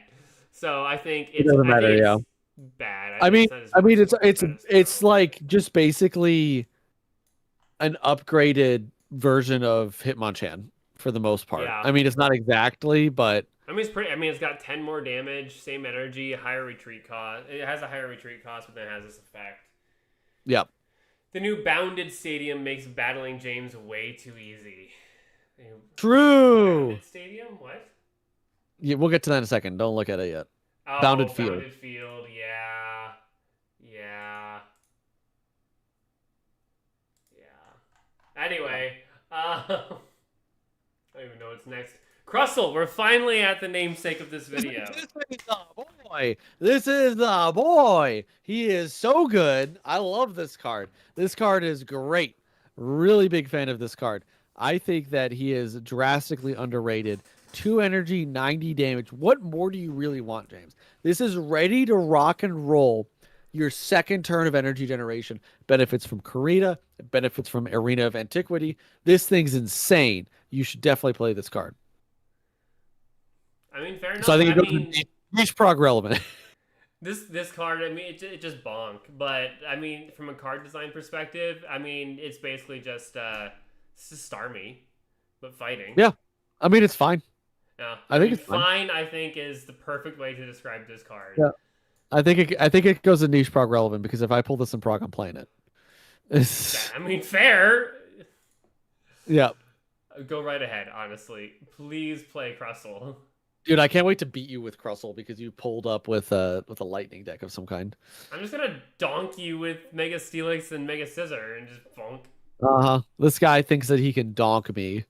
Ain't You all nobody the donking time. me. I donk you Nah, constantly. lies, I've been lies. donking you since college. Uh-huh. Well, how long has that been? That's been 10, almost 11 years. Hasn't it? No. Oh my god, yeah, it has. Holy crap. 11 years next month. Or, well, no, Yep. 11 years next month is when I graduated. High Well, school. when it was as a friend of ours' birthday, just recently, I messaged him like, because I found the memory 9 years ago, and I was like, oh crap, that's been a while. Oh, that's make me feel old. Anyway, Yeah. Argentum, yeah, Anywho. Starmie that doesn't die in one hit. Yeah, that's Yeah. very true. That's also very true. Yeah. Yes. Okay, so Colossal Colossal. is the next one. I think that I this think could this be is really hilarious. funny. This is your kind of deck. This is how do you amazing. discard your opponent 101. Could you This is- imagine, I like, hope oh, we're I've got expecting to 9 play. cards left in my deck, and I just happen to flip 9 heads? That would be actually kind of insane. That would be tragic. I'm sorry, if someone milled half my deck with Colossal, I'm like, I don't care if I can win from here. I'm just gonna FF, move on, next Yep. game. Yep. I think Yep. my cooking decks, I gotta rock up with Mill. I have to rock up with Confusion Stun, and I have to rock up with Croagunk. Yep. I believe it. I'm gonna. This is how James plays the game, just so everybody knows. This is why they don't play Yu-Gi-Oh with me anymore. They refuse. I don't refuse to play Yu-Gi-Oh with you. That's fine. Everybody else does. Does everybody else do it? I am not. Oh, familiar with this. Michael gets so mad every time I play. You're not play a real deck. This is a real deck. Needleworm in He 2016. doesn't want to lose to it. He doesn't want to lose to it. That's why. Needleworm in 2016 is great. For Needleworm in 2016 is the one amazing. person in chat who knows what Needleworm is. Okay, what do you have any I think fighting left? this is arguably terrible, but it's a funny card. It is. All right, we have Meloetta. Okay, Meloetta. What does this one do? During your next turn, attacks used by your fighting Pokemon do plus 30 damage. This is just the worst Oricorio. I'd rather play the other Oricorio. I think the other Oricorio, didn't they require only 1 energy? What are you talking about, Oricorio? Are you talking about the fire one? Yeah. Yeah, because it only required 1 energy. But you're right. But I mean, I'd also rather just play Lucario. It's plus 20, but it's every turn. I don't need to do any. Because now I have to attack, leave Meloetta out there, then I can retreat it next turn, and that's just a lot of work. Assuming it survives, I think it's bad. I think so too. I think it's pretty terrible. All right, we finally get into the dark types, starting off with Crobat. This works really, really well with a different dark type Pokemon. This works really well. Where the heck is this thing? I mean, Uh, it's just Mega Scissor, but it doesn't have Reverum to move it in and yes, out it for does. free. Yes, it does. It has Does it? Bombardier. Yes, it has Oh, Bombardier. well, that. Oh yeah, because it reduces the retreat cost by 1. You're right. Yep, and you could just switch between two. You're right. All right, niche. Yep, it's niche prog relevant because I could see you running this in your Hydreigon deck. I don't know if I'd run in the Hydreigon deck. Even Uh, prog decks are starting to get a little tight too. Prog decks are getting a little bit tight, but I still think I could see you running it. So Viper. Oh, this is Um, just pack filler. I really like the full art of this, but yes, When we get there, spoiler alert. It's my favorite art of this set. Yep. Yep. Sorry, I should have moved that earlier. Zoroark EX. This is crazy. This is like actually really good. This is just beat 'em up. This is just do the wave or whatever. This is do the wave, but it's so much easier to access from one energy, Oh yeah. and it's just way better. What Like, do you and also go look at Zorua real quick. Oh yeah, no, yeah, You've Zorua seen that? Yeah, this is up there with Sceptile and Mega Lucario. Oh, 100%. Well, I was also thinking, Yep. what would you think about running 2 of this Zorua, 1 Zoroark EX, and 1 of the Zoroark from the last set that does additional damage for every energy on all of your opponent's Pokemon I think so. as a closer? So I think this is a good opener, and the other one's a good closer. Yeah, I think so. I think this card's actually really, really, really, really, really good. Yeah, I would there's already a probably lot put of it really generally good good, dark types. I think. Actually, I feel like this card could make Mega Gengar work because you just put one energy on this thing. This thing's out there just threatening your opponent 24/7. And then you just build up Mega Gengar just to keep your opponent on lock. I think that might actually not be bad. I still don't think it's good. I think Mega Gengar comes online too late. That's his problem. Well, either way. I mean, you could definitely do that for sure, but I just think you don't get as much benefit out of its effect that you could or you want to. The next one is a little-known indie game called Among Us. This thing's terrible, I think. I don't think this is very good. That's poisoned and paralyzed, but the fact that it's on a coin flip, stage only do 30 damage energy. and has 90 HP. This is pretty booty cheeks, dude. Yeah, all right. Booty cheeks it is. Argentum Zorua might evolve into the wrong Zoroark in that case. That is true. That is the risk that you're taking. Unless you just... Because Zorua pulls from deck only, right? Doesn't pull from your hand. Yeah, I think so. Yeah, so I guess you could just get one into your hand first so you can control a little bit more. But on the flip side, yeah, going into the other Zoroark early would kind of suck because your opponent hasn't stacked energy yet. So you do run the risk. Yeah, but overall, I still think that I think that Zoroark EX just in general is a really really good card. Yeah, as the question becomes, do you run the other Zoroark as well? And I think I would. I think I like the idea. I probably wouldn't, but I like the idea. Yeah, I'm not saying it's the best option in the world, but when's the last time that I ran a good meta deck? Yeah, I don't have the answer to that one. Greninja? Like... Yeah, maybe. I think the last time I ran a meta deck was Moltres CX Charizard EX from Genetic Apex. That was a good deck. You're still running that. You're still running that. No, that's Mike that's still running that. That's true. Back in my day, you took your 3 turns to get your stuff online. Now it takes you 2. Anyway. Mandibuzz. Mandibuzz. I think this is okay. Nah. Because you get to choose it. I mean, you do, but it already has to have damage on it. Yeah, so it's not. It's like worse. What is it called? The owl thing. What's that? God, I knew it, and now it's I'm blanking. Chat, yeah, help us out. It's Decidueye. Decky Dewey. Shut up. What you could do is you could run Spirit Tomb. That's true. That's now we know what we're doing. Oh my God, Spirit Tomb into Mandibuzz is crazy. Noctowl, thanks, Brian Bridge. I knew Noctowl. Yes, it was Noctowl I was thinking of. Goodness gracious. All right, what's Goodness next? gracious. I don't know, dude. You're the one controlling this. Malamar Malamar. apparently. Malamar, I feel like could be really toxic. Yo, yeah. They can't play I think this any one has a Pokemon from lot their of hand to potential. evolve. And no, this isn't their active Pokemon like the old now I can't think of any Pokemon's name. Aerodactyl. It's not like the old Aerodactyl EX. This is Pokemon, period. Yep. Yep. This affects your opponent, not the Pokemon. Yeah.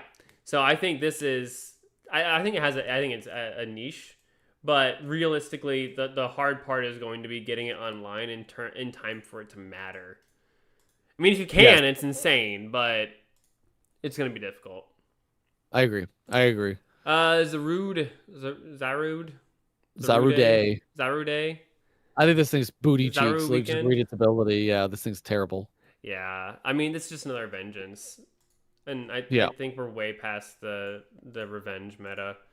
And then Bombardier is our last dark type, which for the utility of it, I think it deserves to at least be niche.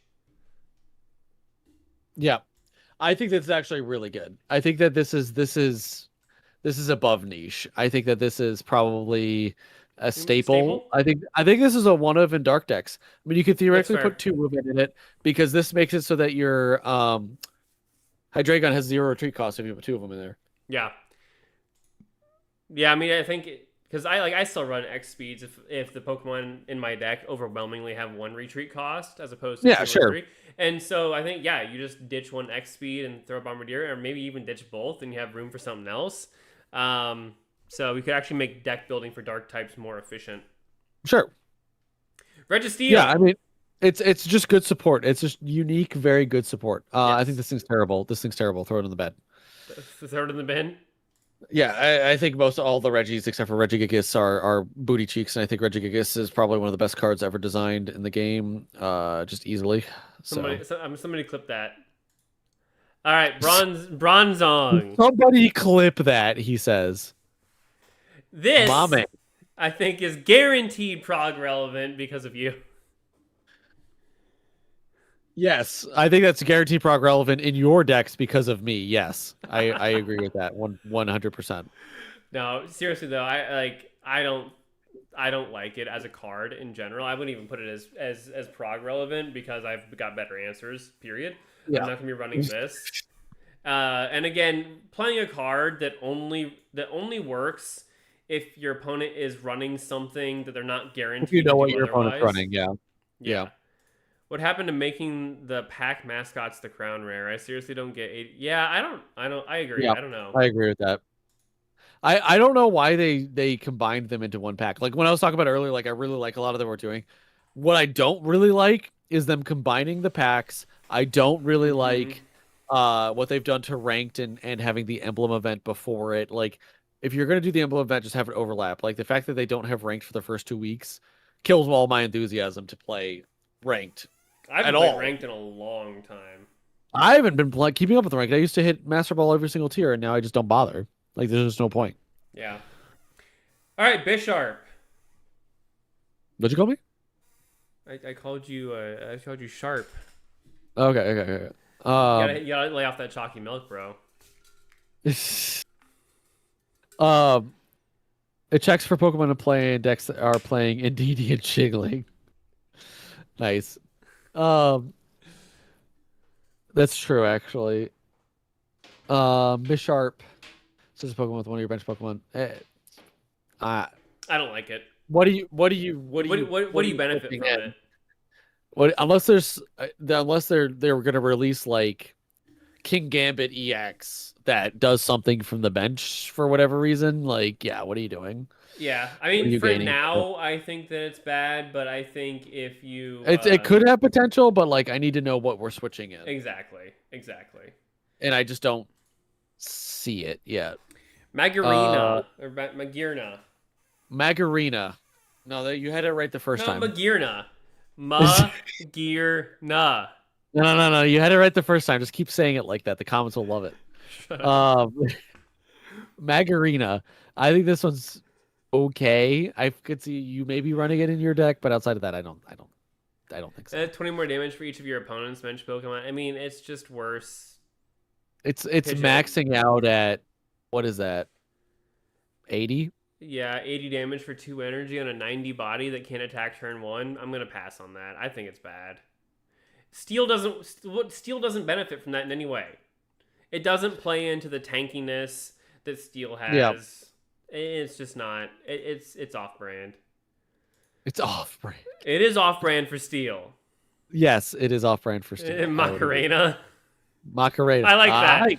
This is now and forever the Macarena. The Macarena. The Macarena ain't good here, Chief. I gotta be honest with you. Yeah. I don't even know how to do the Macarena. I don't know what I was doing. All right, Mill Metal. I'm tired. Mel, how much chalky milk have you had, sir? Not enough. Brian, I think King Gambit is my top 10 mods. I was really sad to see he wasn't in this pack. His ability will be something related to boosting from the bench. I really like King Gambit because I hate getting King Gambit in the game. I really like King Gambit attacking because he rolls around on his hair. Let me see if I can find an image of this. But it's actually pretty funny. Yeah, there it is. Okay. Here, James, check this out. Check this out. Go ahead and pull this up. This is hilarious. This is a good time. Oh God. How can I even open? How do I open this? I'll just do this. Look at him go! Go! This is great. That is great. Is that not just a great Pokemon? Like that actually is peak. That is peak Pokemon design. It's one of the best designed Pokemon I've ever seen. Anyway, I never noticed that. I like that a lot. That's really, really good. I figured you would really like this guy because he's just a samurai lord or whatever. Well, that's why I like him. I'm a weeboo, okay? Yeah. He also is a chess piece. Okay. Because you have your pawn, your bishop, and now a king. Yeah. Okay. So Melmetal, this thing's just like kind of absolutely terrible. Like every other version of Melmetal we have is better. It's just stacking. Ramping damage. It's just remember we thought Togekiss was gonna take off? Yeah. Well, Togekiss is actually not bad, but it got power crept very quickly. Such a dumb Pokemon. I love it so much. Yeah. Yes. Yes. Right, Corviknight. Okay. This actually is meta. Like, is it? Yes. Why? It actually are. It's B tier, but there are decks that are running it, and it's just basically like a lot of your standard bog standard steel support. They're just doing this instead of. Discarding 1 energy is annoying, but it's not that big of a deal. It's a stage 2, so you either have to rare candy or ramp or if you're facing a Sceptile, this beats the Sceptile. That's like, right fair. Away. Okay, yeah, I guess rock paper scissors. That's fair. Yeah, so it's people are actually playing this thing. Am I gonna sit here and tell you, James, that this is the meta? No, but it is being played. I think it goes in niche then. Like if it's in the meta, I think it goes in generally good. I don't think that this gets played nearly as much if Sceptile's not in the meta. The fact that it's B tier on Game8.co, which is where I get a lot of other deck lists from, tells me that this is at least something to expect in the meta. That's going to be a staple. This is not just niche. Okay, fine. We can put it in staple, but I don't think that's generally good. I think that Sceptile falls out of the meta. You don't see Corviknight. Oh, but anything that requires you to put an energy on it every single turn, this is good into. This is good into Mega Blaziken, for instance, for the same reason. Except for the fact that Mega Blaziken basically one taps it. It can. It does 160 damage. It can one tap it. Doesn't have to one tap it, because if you get it stunned out before it goes, I mean, you win. Well, true, but also they have Flame Patch. Also, you can stack what's the next card? What's the next card on the list? I think we move on to the colorless. You're like, stop proving my point wrong. Anyway, oh no, we have Flygon. Yeah, so this actually is also a pretty interesting card. I was surprised to find out that the community actually likes this one more than ours. That was surprising to me. I thought I designed a pretty good one. That's just basically a stun lock card, but I'm not a huge fan of this Flygon. Well, apparently people really like it, and apparently it's got its own set of deck lists. I mean, my take on this is honestly just play Glaceon. Like you're gonna get literally the exact same ability, and you do less damage, but you do it sooner because you're on a stage 1, and you get the bonus of running a single energy type. Plus that happens to be water, so you're gonna have you have less HP, but you're gonna have a lot more sticking power.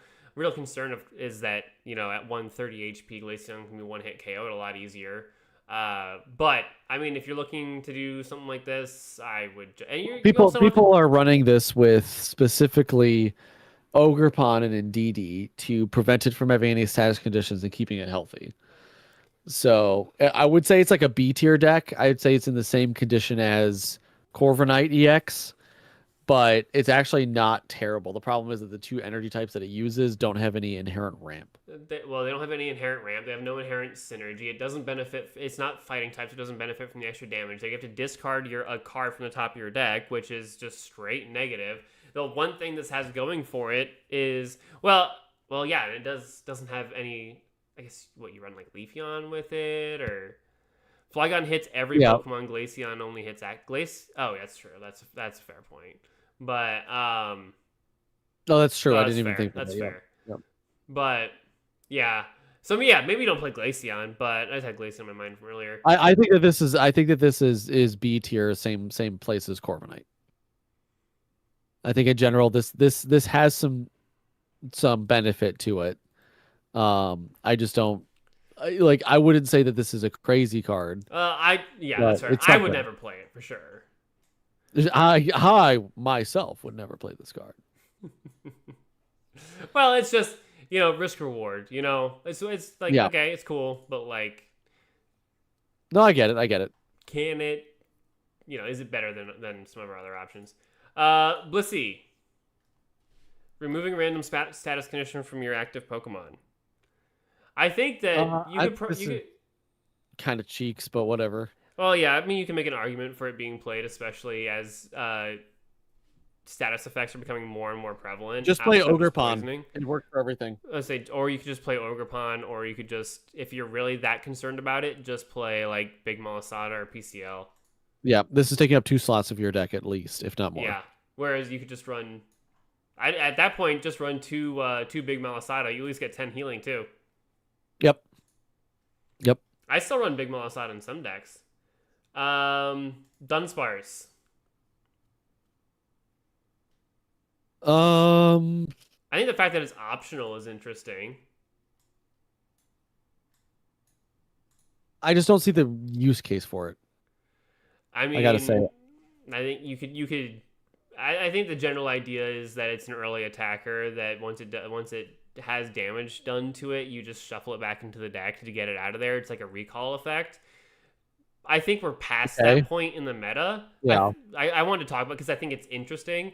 If this were like GA or probably anywhere through Space Time SmackDown, I think you maybe see some movement with this. Except for the fact that you have to go up against freaking Dredagon every turn. But yeah. Either way, I just call it out because it's interesting. Realistic, I think I do have a pack filler, but I think I think that some of these cards, if they had been released earlier, they would have been like actually very viable. And like the effects are interesting, but the fact that it doesn't do anything now for you to keep tempo up, to me, it has limited utility. Yeah. I think if you add like 30 HP to it, it becomes a little more attractive option. But sure, I would agree. If it does more damage too, I feel like it'd be a more attractive option as well. I think if you just increase its stats a little bit, if you made this to Dunsparce instead of Dunsparce, then I think you've got yourself a card. Mm-hmm. I think if you keeping it limited, I just don't see it. I got to be honest. No, I don't. That makes sense. All right, cast form we're not even going to talk about because you crapped on all the other cast forms. Well, this was the best one. Anyway, yeah. Watchog. I mean, this is just overdrive smash. Yeah, it's just ramping damage. It does have that's literally just a Rapidash. Yes, well, it has but it has Sharon. That's true. It actually is insane because of Sharon, because it takes less damage. It takes 100 less damage. Yep. From an EX. I think we talked about Watchog, Sharon, and let's Stoutland all together. Stoutland's a reprint. That's It's the not. same Stoutland. No, That's the it's not. same Stoutland. Yeah, it is. Go pull it up. Watch this.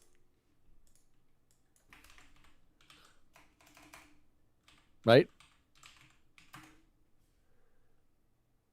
Read Oh. this. Read this Stoutland. Stoutland. Oh, It does the damage to basic basic. Pokemon. Uh, This one does it to EX. So it's okay. basically the literal opposite. I mean, there's basic EXs, obviously, because that's how Yeah. I beat you in Prague. I beat you in Prague with the Stoutland. You pro to Stoutland. That's I why one hit like, KO'd your because Lapras. it was a basic is why you beat me. But it was also an EX. That's why I got confused. Lillipup has an interesting attack, irrelevant now, but may get better later. Is that the one where it like everything? Yeah, anything with a puppy pie attack, you reveal cards in your hand that have puppy pie attack, and then it does damage times the cards you reveal. I'm gonna say before you keep reading, it's puppy pile. I missed the L. I like puppy pie better. That means a poop. No, it doesn't. It's like a cow pie. No, it's like when they. Fair enough. I surrendered this one. But yeah, because I think I was looking through. I think Lillipup's the only one with that puppy pile attack right now. But that tells me they're going to be adding more puppy pile cards later, like they did with Sweets Overload, Sweets Relay, which I think is cool. I agree. But so as far as the Sharon Stoutland Watchog set goes, I don't like Watchog. Like, so you play Sharon, so it basically doesn't take any damage. So you get its effect again, but I mean, I'm not going to run it just for that. Stoutland, I think, is a little bit different. I think I would happily play Stoutland over something like Meowscarada. It takes one extra energy, but you get all the extra staying power from Sharon. So yeah, I think that I would probably agree with that well. Yeah. I think I'm going to put, and it's more flexible too because it's normal type. Or colorless type. Yes, exactly. So realistically, I could run both Meowscarada and Stoutland if I really wanted to. Yep. Lillipup is not fully evolved. Stoutland, I'm gonna put up a niche. Yeah, I think it's. I could see you running it. I don't think it's terrible. And I'm gonna throw Sharon up there as well because Sharon, again, it's a supporter card that is only as good as a Pokemon that it can interact with. Yep. All right, next we have Audino. Heal 10 damage from each of your Pokemon. Yeah, no, I mean, it's bad. It's an attack. If it was an ability, it would be much better. Attacks versus abilities make a huge difference. We have our last Mega Audino is also terrible. But it heals 30, bro. It's terrible. Wasn't there a Chansey or something that did this exact thing earlier on? Oop, not Croagunk. I don't recall. I thought there was. Okay, then all the other colorless Pokemon are pack filler and stuff. So we are on to Field Blower. What are your thoughts on this? This is actually really good for Prague because I'm going to put this in all my decks so you don't have Metal Core Barrier anymore. No, I don't like that. I don't like that. And you can discard stadiums too, which is also really nice because I believe I could play Mezagoza, get the benefit, discard it, play a second Mezagoza, get the benefit, discard it again. Mm-hmm. And then you don't get anything. Because it's yours or your opponent. Yeah. So Mega Audino shares an attack with Meganium. Maybe that must be it. Yeah, Meganium is also terrible too. Oh yeah, heal 20 damage from each of your Pokemon. Yeah. Yeah, no, I think Field Blower is pretty cool. It's one of those cards that it's as good as the tools are. This would have been amazing in the Druddigon Rocky Helmet meta. Yes. Yeah, this would have been really good. But I think even now, I think there's so many tools that are running around that I think that this actually can respond really well to a lot of them. So I don't hate it. I think this is good. Definitely it definitely hurts the steel archetype or the steel type as we talked about. Yep. Lucky Egg. I think this card's actually really fun because it works really well on babies. Yes. which is probably I what think it, this is, what the intention is. And I'm drawing yeah, until you have 5 cards in your hand that could be a that could be lot. insane. Yeah, if you play this well, if you play this correctly, I think this is actually really, really I mean, good. this goes really well in like a Soul Shot deck, too, for example. Yep, Also, Rip exactly. Guzma never stood a chance. That's true. That's true. I actually still I've been putting one Guzma in pretty much every deck Yep. for since it came out. Number one, since I it have had it the in my immersive. I have it in my water type deck. I have a Guzma. There you go. I have the Yep. immersive, so that's one of the reasons. I think it was my first immersive that I ever got. But also just being able to remove Yeah. tools is really helpful because you really typically don't need to do it more than once. I mean, it goes to the discard pile and life moves on. Yep. So I'm gonna put this up in staple, I think, as well, because to your point, I mean, you run it with a baby, you get tons of free draw power. Karina, I think, is probably gonna go up to the staple, a generally This good no, I area. think this is meta defining. I I think it's think meta this is defining. area of antiquity. I mean, this is crazy. I mean, it only does it to your opponent's EX Pokemon. I think, which I'm not like trying to say that's bad or anything, but both Arena of Dude, Antiquity. how many decks are not running at least one EX in their Well, deck? again, I'm not saying that it's not good. I'm just saying that it does have its limits. Oh, sure. I mean, everything has its limits, though. I think I that this don't. is meta defining. I think that this is, in my opinion, like completely changing the way that the fighting type is being constructed. I That think is that 100% true. something that I've really wanted to produce has been a video on like how I would fix the types, and that this basically set is taking all of what I have in my notes and just doing it for the fighting type. It is giving its identity. The fighting type's identity is anti-EX. That's what it is now. It's anti-EX plus toolbox. Yep. There's like 15 different cards that give you plus 20 damage. You're just gaining bonus damage out of like a variety of different ways. And they're I all love the meshing together. toolbox aspect of it. Yeah. I think that this is just very much the toolbox archetype, which I don't hate. I No. got to be honest, I actually kind of like it. Well, and it does Um, have some built-in consistency too with like Hiker. I actually like running Hiker. yes, me too. I think that that's like not. I think it's not terrible. I think that this is actually pretty darn good. I think that it, it is going to get people to consider the type in a way that they weren't before. And I think that that is exactly what we want from the set because you've had so much extra support for these other types. Grass and fighting for sure fighting. But grass as well, I think, have kind of been forgotten and left by the wayside when it comes to building out decks for them. There's not that many good grass decks. There's a lot of good lightning decks. There's a lot of good psychic decks. There's a lot of good steel decks now. Mm-hmm. A lot of good dark decks. A lot of good fire decks. But there really isn't any good fighting or grass decks. I mean, fighting has kind of been a punchline. I mean, fighting has been for the last since the game came out. Basically, has been Rampardos. Yep. That's it. There was a short period where you had the toolbox with when Lucario came out. Right. Exactly. And now we have all of the stuff that's giving fighting its toolbox identity back.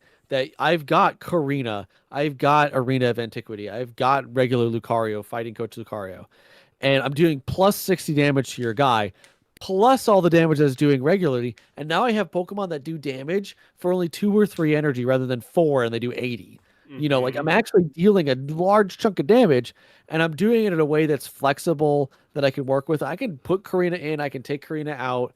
It's entirely dependent upon what I need it to be, which is exactly what fighting is supposed to do. So, But it's also nice I because think this is they're good. the toolbox nature of it. They're not pumping so much power into the Right, type because it still only works if I can get Lucario out and Arena of Antiquity and have Karina in my hand and I get my third energy on Mega Lucario. right, Whereas, so like if I'm playing fire or whatever, I can still outspeed you. Or if I'm playing electric, I can outspeed you and start taking out your pieces before you're fully online. So fighting, it can do it can do damage early, really gets ramping later on once you have more cards, but it's not overpowered. It's not, I drop right, one card and the game is over. right. Exactly. That's exactly my attitude with this. All I, right, I Brian. just think, Yeah, I think it's really good. What did Brian say? Brian Bridge wants he's mentioning Bounded Field, so we're gonna read his comment and then we're gonna jump to Bounded Field. Okay, so I've tried this Bounded Stadium a lot over the last 48 hours, and it's a game breaker when you have type advantage. Yes, it's a brick when you don't, but every card can be a brick. And then Argentum says, now can we have something for the 3 and 4 energy fighting cards? No, I think that DNA is intentionally making those unplayable, and I don't know why. Yeah, I think that there's ways to fix them, but I think that it would be very difficult to fix them without breaking the rest of the fighting archetype. And I think to James' point, I think that those are intentional. Yeah, I think that the problem is that, as you know, all typings in the TCG are meant to cover one or more than one type in the Pokemon game. And in the case of fighting, it's meant to cover ground, fighting, and rock. But the problem is fighting type Pokemon do something very differently than ground and rock. Ground and rock are meant to be big, defensive, and they hit hard, but they don't do it very often. Whereas fighting doesn't do as much damage. It's much more brittle, but it does damage for less resources. And so if you do some generic fighting support that helps out the rock and ground type Pokemon, you're also going to be helping out fighting, and you're going to unbalance them. So I think the design approach that they've taken is basically just rock Pokemon are unplayable, I think is DNA's design approach. I don't like it, but that's what they've gone with. So Yeah, bounded field. When applying the opponent's active Pokemon's weakness to damage from attacks used by Pokemon in play, both yours and your opponent's that aren't Mega Evolution Pokemon EX apply weakness as 2x. Yeah, I mean, so that's an extra 40 damage, which the game is very much not balanced around for being weak. To your point, Ryan, yeah, I mean, you have to actually have a type advantage, which you never know going into a battle. But I think that when it works really well, and then when it doesn't, it doesn't. So I think that this is an optional include, but if you want to play casually with your friends and you know what they're playing, like when you're probably going to be playing me in a couple of days, and you know what I'm playing, you're going to throw this in there, and I'm going to be like, oh, I just lose, I guess. So yeah, no, I think it's an interesting card. I don't think that it's gonna have my thought is that it won't have too much of an impact on the meta just because you can't predict what your opponent's gonna be playing. To your point, it then becomes a dead card. But again, when it works really well, and there's no counterplay for your opponent. Like Messagoza, I can play Messagoza, and my opponent gets to flip coins and add cards to their hand too. But in this case, if you have type advantage, they're more than likely not going to have any cards that have a type advantage against you. So it's a one-way card. Right. Yeah. I think that you're absolutely correct, James, and I think that this would be crazy in Prague. Apply weakness as X. What do you mean? So he said it is not just an extra 40, it's double your damage output. For Infernape hits tile for 280? Yeah, were you was I misunderstanding what you were saying? Because I was nodding along with you. I thought it says apply weakness as 2x. Yes, like this 2x. Doubles the damage. Yes, so if I hit you for 100 and you're weak to it, I'm doing 200 damage to you. That's got to be a coding error. I misunderstood what you were saying. I'm so sorry. That has to be a coding error because that's not how the card reads. That's what the card does. It's because okay. So the thing that you're missing, James, is that this is recoding everything as if it was back in the original TCG. I know, and there's a reason they stopped having that as the effective weekness is double damage. Yeah, it's 2x. It is 2x. You're absolutely correct. It reads. I'm nodding along. I'm like, yeah, I know. I agree. This is great. This is great. I mean, the general point still stands, and when it's useful, when it's not. But that is insane. Because it reads apply weakness as 2x, which tells me a normal weakness is that's additional why 20. I'm saying this is going to be crazy in Prague because you will one tap this makes it so that if either one of us has this, we really got to be playing around with our decks because if I play Mega Altaria into your Steelix decks, there's no way I can win. You just one tap me no matter what. That's a really bad design choice. No, I think it's fine because you just don't know what people are playing because grass. But that's true. When you're playing randomly, the problem is that if I get lucky and I'm playing fire and you're playing grass, and I play bounded field, if you don't have a way to get rid of it, you just FF. I mean, I think I think that's really bad for the game I health. think I don't think so. I think that this see I actually like this card. I think that I it's hate this balanced. card from a I, design perspective. I think it's balanced around the fact that you don't know what your opponent's playing because there's so many different types. If there was only one type that was good, yes, this would be terrible. But if there are multiple types that are being played, water, lightning, grass now, fighting now, psychic now, dark, steel, pretty much every Yes. type has its place. And then you look at your deck size. You have 20 cards. We have run up against the limit of 20 cards so many times. Like, okay, what are you dropping for this? Are you dropping Cyrus? Are you dropping Sabrina? Are you dropping Lucky Ice Pop? Are you dropping whatever it may be? Are you dropping your type specific stadium to run this? Like grass and fighting and I th- psychic will have better stadiums for this that are more consistent yes, because they they do have stadiums something. that are more consistent, but I mean, so Brian made the comment. Out of 20 battles, he's been able to use it like 4 times, and TMA Movies said every deck will need to run a stadium so you can displace bounded field if you need Yep. to. Yes, or the other, I would actually, if you don't want to run a stadium, I'd probably run whatever the leaf blower is. Oh, the leaf blower. Um, There's ways of getting rid of it. There's ways to counter it.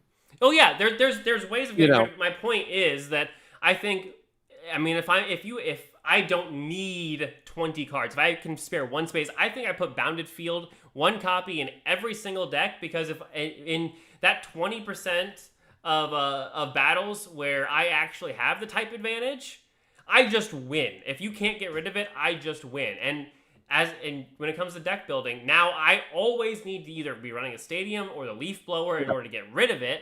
So, I mean, I think that just the sheer James really power hates of this this card. I card. hate this card because it's like, okay, it's like going back to Yu-Gi-Oh, and cards like Giant Trunade or Harpy Feathers or whatever. Like, James, it's an just draw auto. the out. It's an auto include in Just what? It's an just auto. draw the out. Just draw the out, bite me. It's an auto include in every deck, and when you're deck building, every deck has to include a way to counter it. It's just like Cyrus, for example. Cyrus is basically an auto include in every deck unless you're playing something gimmicky. And I need to always be playing around that card. The only difference is I can play around Cyrus by playing intelligently. I can't do that with Bounded Field. I need to deck build. I need to include something while deck building to get rid of Bounded Field, or I just lose. Which means that we are now restricting deck building creativity because everybody has to either play and or counter this card. And if I can't counter it, then I just lose. It's an anti-fun card. So no, I think this is really bad game design. I hear exactly what you're saying. I'm coming up from a position of like, I think you're given the choice between playing this card in your 20 card. I think that if this was in Yu-Gi-Oh, if we had the deck sizes of Yu-Gi-Oh, um, it's okay. TMA said it's Maxi called by the grave and Ash Blossom Yu-Gi-Oh. Every deck plays them if they're legal. Fair. Thank you. It's a dead card. Exactly. It's a dead card 80% of the time. I don't think it's worth the deck space unless one deck is dominating as Argentum. So I think those are the two different perspectives. And I respect that. I think because Argentum and TMA movie have just given us basically two different perspectives. Guys, it only works like if you know your matchup. And then it's like, if I can play it, I'm gonna play it. Like, okay, fair on both sides. And I think the difference between this and specifically things like Maxi, Called by the Graven, Ash, I consider this to be most like Mystic Mine. Okay. yeah, In the because sense of like it card can be design, an right? anti-fun card, just like Mystic It's Mind. an anti-fun. It's an anti-fun field spell / stadium card in this case, right? Yes. The key difference is that when Mystic Mind came out, to my knowledge, you can't get rid of it by playing another stadium card. Right? That is true because they changed that rule in like 2012. They changed or that whatever. rule. Yeah, they changed that rule. But now in Pocket, you can. That is how this works. But then you have to And be playing a state. But the you're point playing- is that you have to be you said not 30 minutes ago that every deck plays a stadium. that every deck plays a stadium, and I was dishing on cast form, and you're like, well, but why aren't you playing like starting field, trading arena, arena of antiquity, the boardwalk one, Mezagoza, the grass one, like what is it? I think in design, yes. But I think that also I would compare Professor's research to Pot of Greed. Pot of Greed is like permanently banned in Yu-Gi-Oh! Because of how Yu-Gi-Oh! Functions. But in Pocket, it's pretty much okay. Yeah, it doesn't suck that you get to James always draws Professor's research and Okay. plays them right away. Sure. But because the game is different and the deck size is different and the way the cards are constructed are different, it makes it so it's less toxic. I'm not going to say that this is necessarily a card that doesn't have its problems because it makes Prague specifically. This is why I texted you. It's over. Prague is over. Like this is going to change everything. We have to bring different typing decks every single week now. That's what, which accomplishes two things. But let me get into that in a second. In the ladder and in ranked and whatnot, Bounded Field is going to be a dead card most of the time. Sometimes you're going to win, but also sometimes you're just going to win based off of your opening hand. You know, just in general. So, but when it comes to Prague, let me hit on Prague real quick, and then you can say your rebuttal. When it comes to Prague, I think the viewers will appreciate us being forced to play different decks every single week, saying, well, if James brings Bounded Field, I want him expecting him to play Mega Altaria. So instead, I'm going to play this grass deck that he's not going to see coming. And I think that makes Prague that much more watchable, even if we're not even playing Bounded Field, because we're forced to innovate. If you had Bounded Field when I was playing Gyarados every single week, you're just going to kill me by playing a Lightning deck. Yeah, that is 100% true in terms of Prague. My issue with your argument around its health on the ranked ladder or in casual play is so because RNG exists, we're now allowed to have bad game design. I don't agree with that at all. Like, well, okay, but you can point out to bad game design for rare candy. You know, you can point out bad game design for rare candy adds flexibility. Lucky Ice Pop is a good example. Lucky Ice Pop was also not particularly healthy for the game. It's not particularly healthy, but it hasn't broken the game yet. Well, it hasn't broken the game because you can still half the time it's just a potion. It's just more than half the time more than half the time this thing doesn't even work because you're rolling up with a steel deck. The problem is that it when it works, it freaking works. And now everybody has to build around it. But you can't build around Lucky Ice Pop. That's pure RNG, which again, I'm not saying Lucky Ice Pop is healthy for the game. I was not expecting us to be you arguing. just said you can't build around this either. You can build around You can build around this. The problem is that you're forced to build around this. Yeah, okay. Fair enough. You're forced to build around this. You can play around Cyrus is what you said. My mistake. Yes. But either way, I don't think that I think that if this was wait, hold on a second. If they aren't Mega Evolution Pokemon EX, so there you go. There's a built-in counter right there. But still. Oh boy, I'm just gonna play EXs now. Mega Altaria is still okay. But I do think that this is meta defining. I think let's get to the tier list. I think we've been yelling at each other for enough. This is meta defining. Oh yeah, no, this card is absolutely meta defining. You're making a new tier for it. I was trying. I was watching the stream, not our shared screen here. No. Oh my gosh. That's funny. Okay. Let's go to the next one.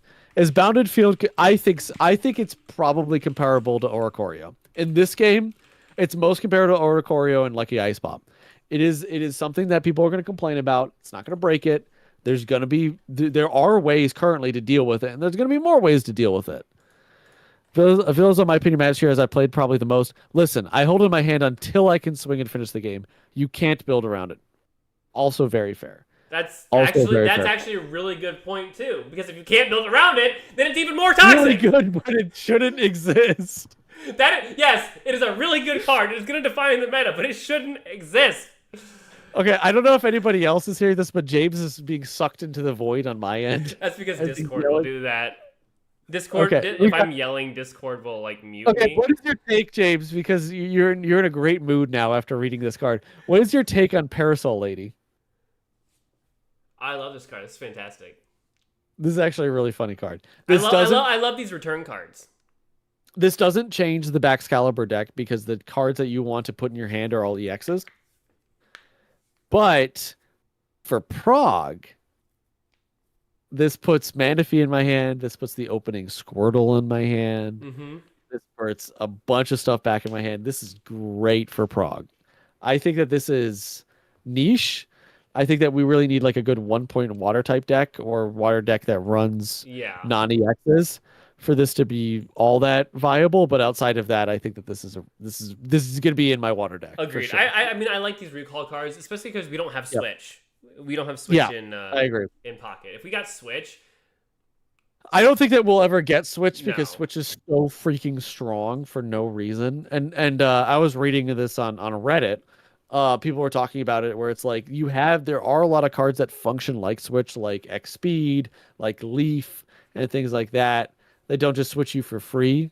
But But it always has some restriction. You know, 1 energy, 2 energy. The closest that we ever had was Lyra.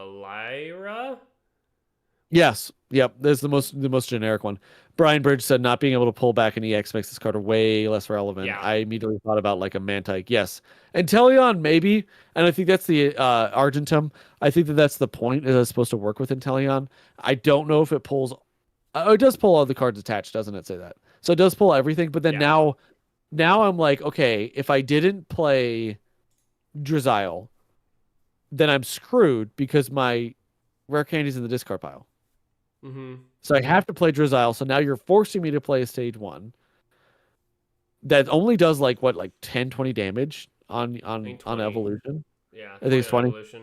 20 damage on evolution, and it slows me down like another 2 turns because then I have to put the frog guy back on whatever it is, the gecko, back up there, and then I have to put the evolution, and then I have to put Inteleon back for what, 50 damage? Why don't I just leave Greninja out there? And I think this slots into like a 1 point water deck, something like a Prog format. Yeah. So I think niche is probably the right place for it. Yeah. If we had more water stall cards, like 1 point stall Pokemon, like for example, you know, going back to Budding Expeditioner and Mew, I think that'd be I think it's the best use for or like Ilima with Snorlax EX, for example. Yes, I think that's exactly correct. I think that's exactly correct. I think you've got the right idea there. All right, we've got 2 more, and it's past my bedtime. Tabby is crazy. I think for every stadium running set, I think that this is a very good card. This is just search. This is terraforming the card. Yes. To go back to our Yu-Gi-Oh comparison, it's literally. I think it's generally good. I think it's above staple. Anytime that you're running a stadium focused, if you're running a stadium focused thing, this is an extra copy of that. And when you're running a 20 card deck, if I can have 4 copies of card in a 20 card deck, yes, I'm playing that. That's fair. Are you kidding me?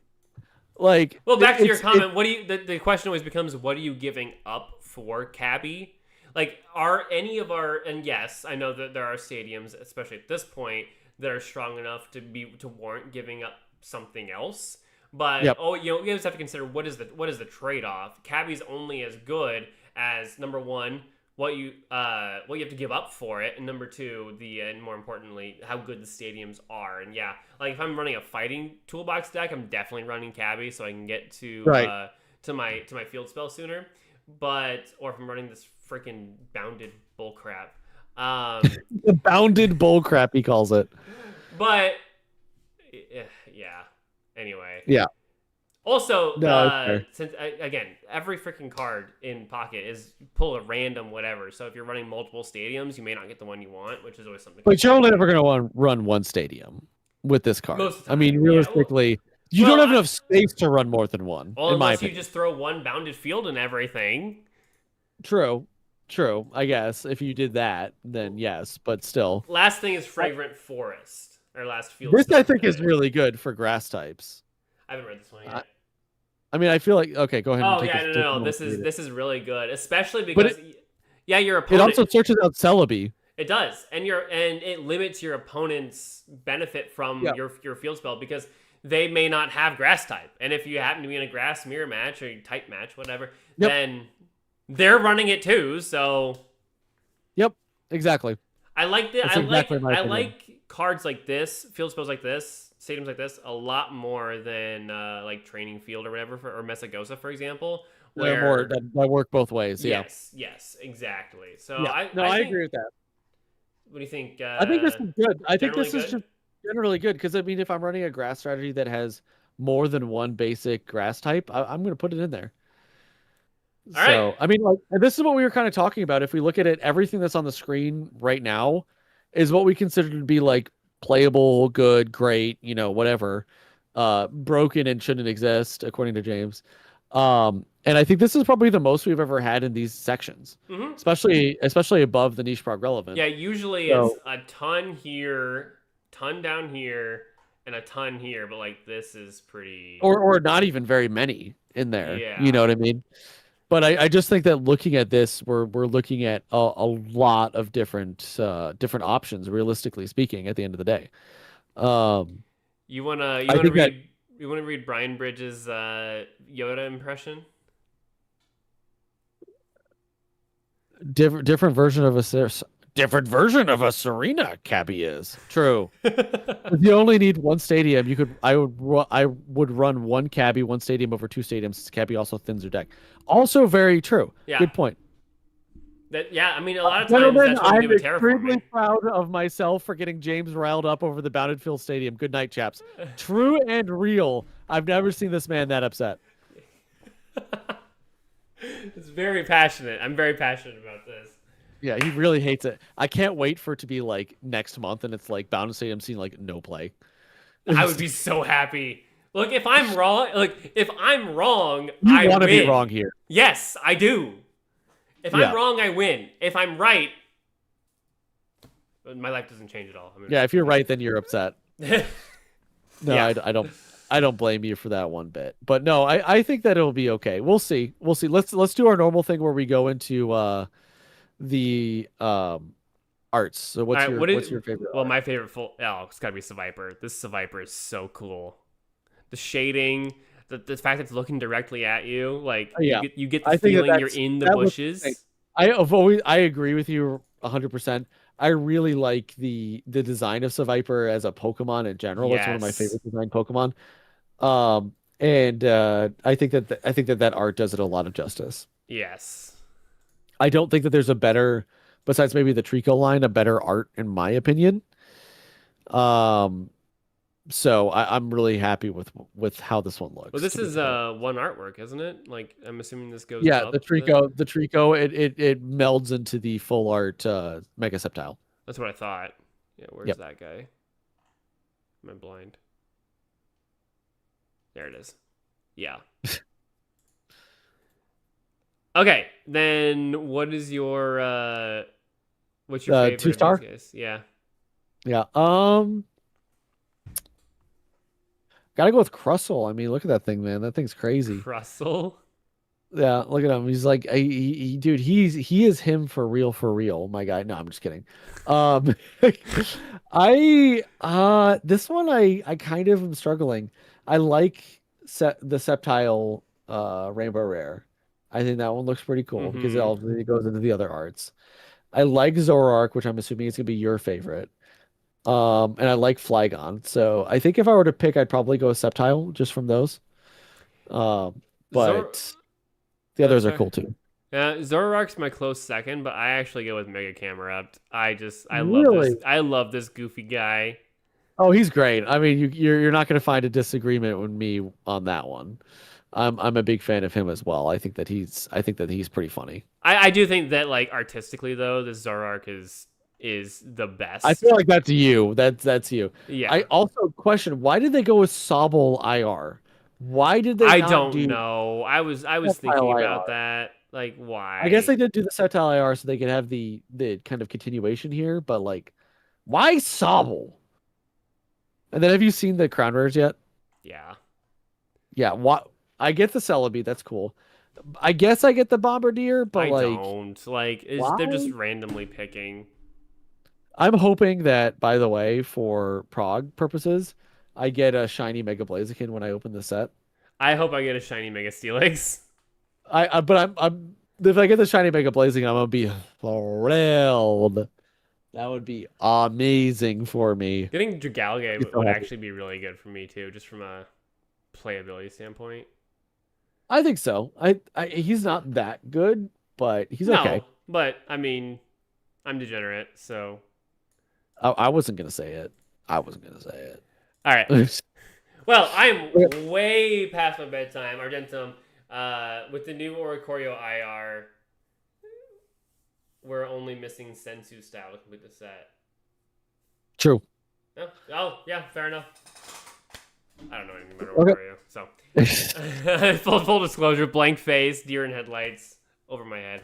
I don't know. I don't know what any of that is. I'm just gonna agree with you. Anyway, thank you guys for tuning in. Sorry for my crash out about Bounded Field. We'll see in a couple of weeks whether or not I'm right. Let me know in the comments if you agree with me or if you think I'm an idiot. That's totally fine too. Like, subscribe, check out our other videos, and we'll see you in the next one. Yep. See ya.